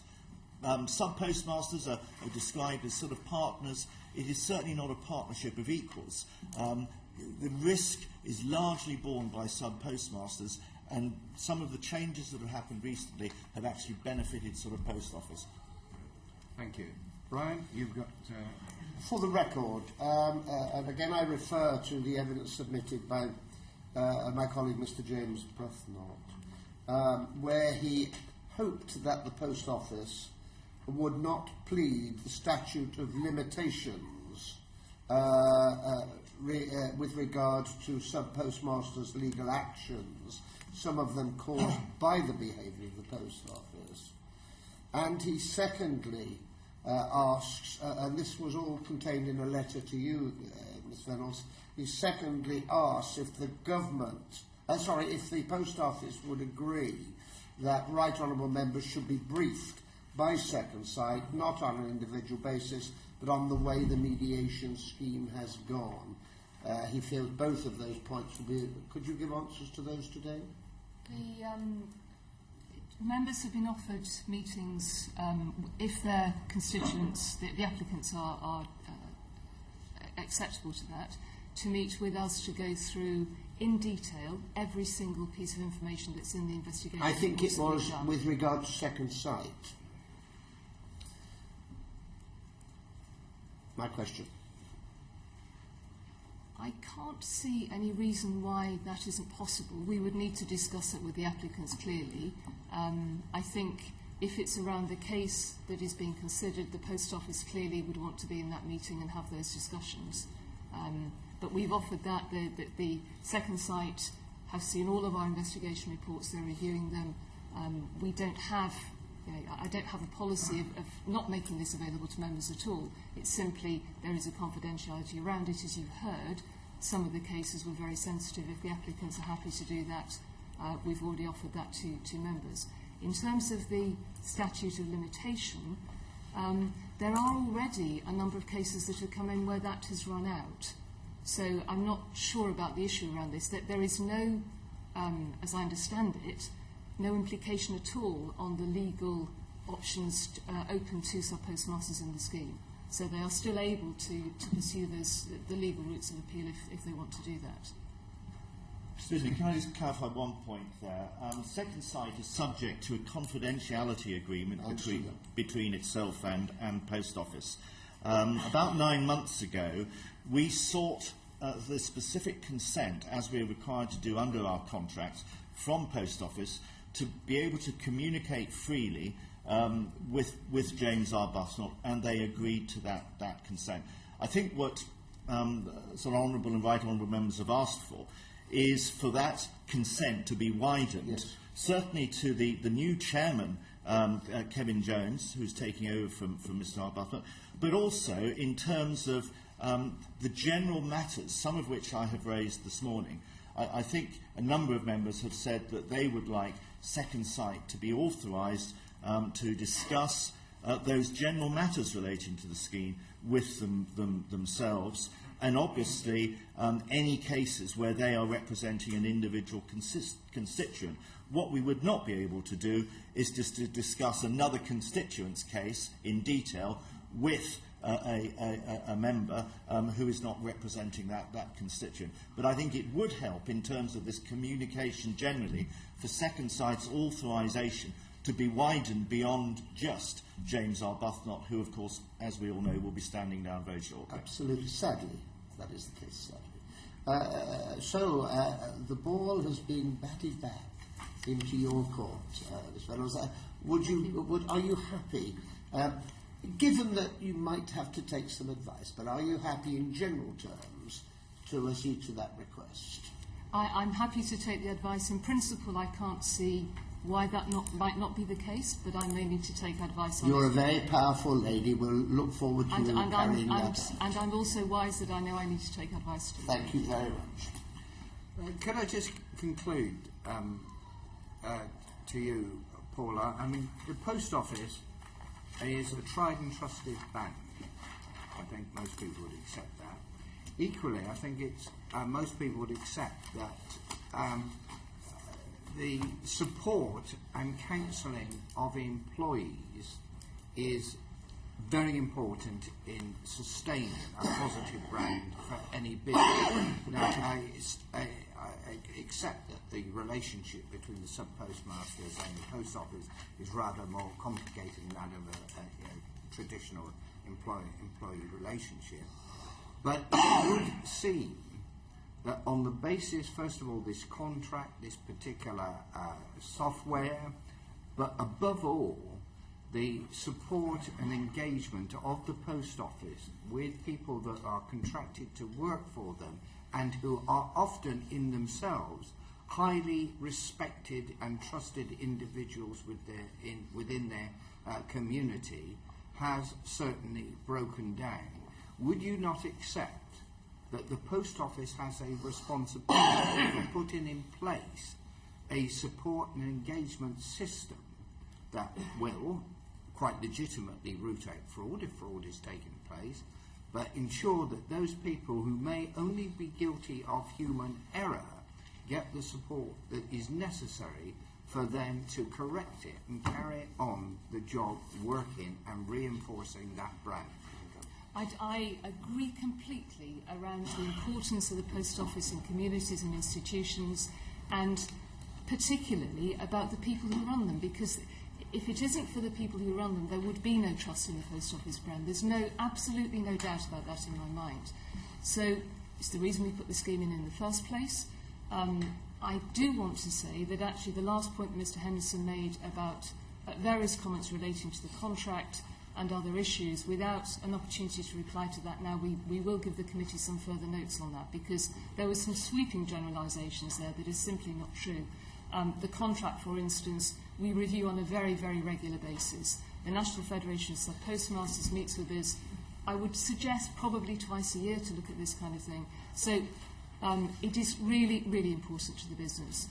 When we set the scheme up, we wanted to get to the end of it, and we're hoping to do that by the end of this year. And then I think it's a very good question as to what next, because there may be situations where people are unhappy with it. The thing that we wanted the committee to hear today is that this is a small number that we have taken very, very seriously, and I think when we get to the end of this, we should review, as any sensible organisation would do, what next steps we need to take. But it's important to me that we finish it, particularly for the people who've gone through the scheme, frankly. And my last point, because of the importance of the Post Office, this is a really successful business. We have, as many of you know, because you've opened the new post offices, in the last 2 years we have halved the losses in the Post Office. I have reduced our dependence on subsidy from 210 million to 130 this year. We have an ambition to get to break even in 3 to 4 years' time, and we're in financial services. We've launched the Post Office Money brand. It is critical to me that we really, really keep the trust in the Post Office as high as it is. That's why we do this scheme.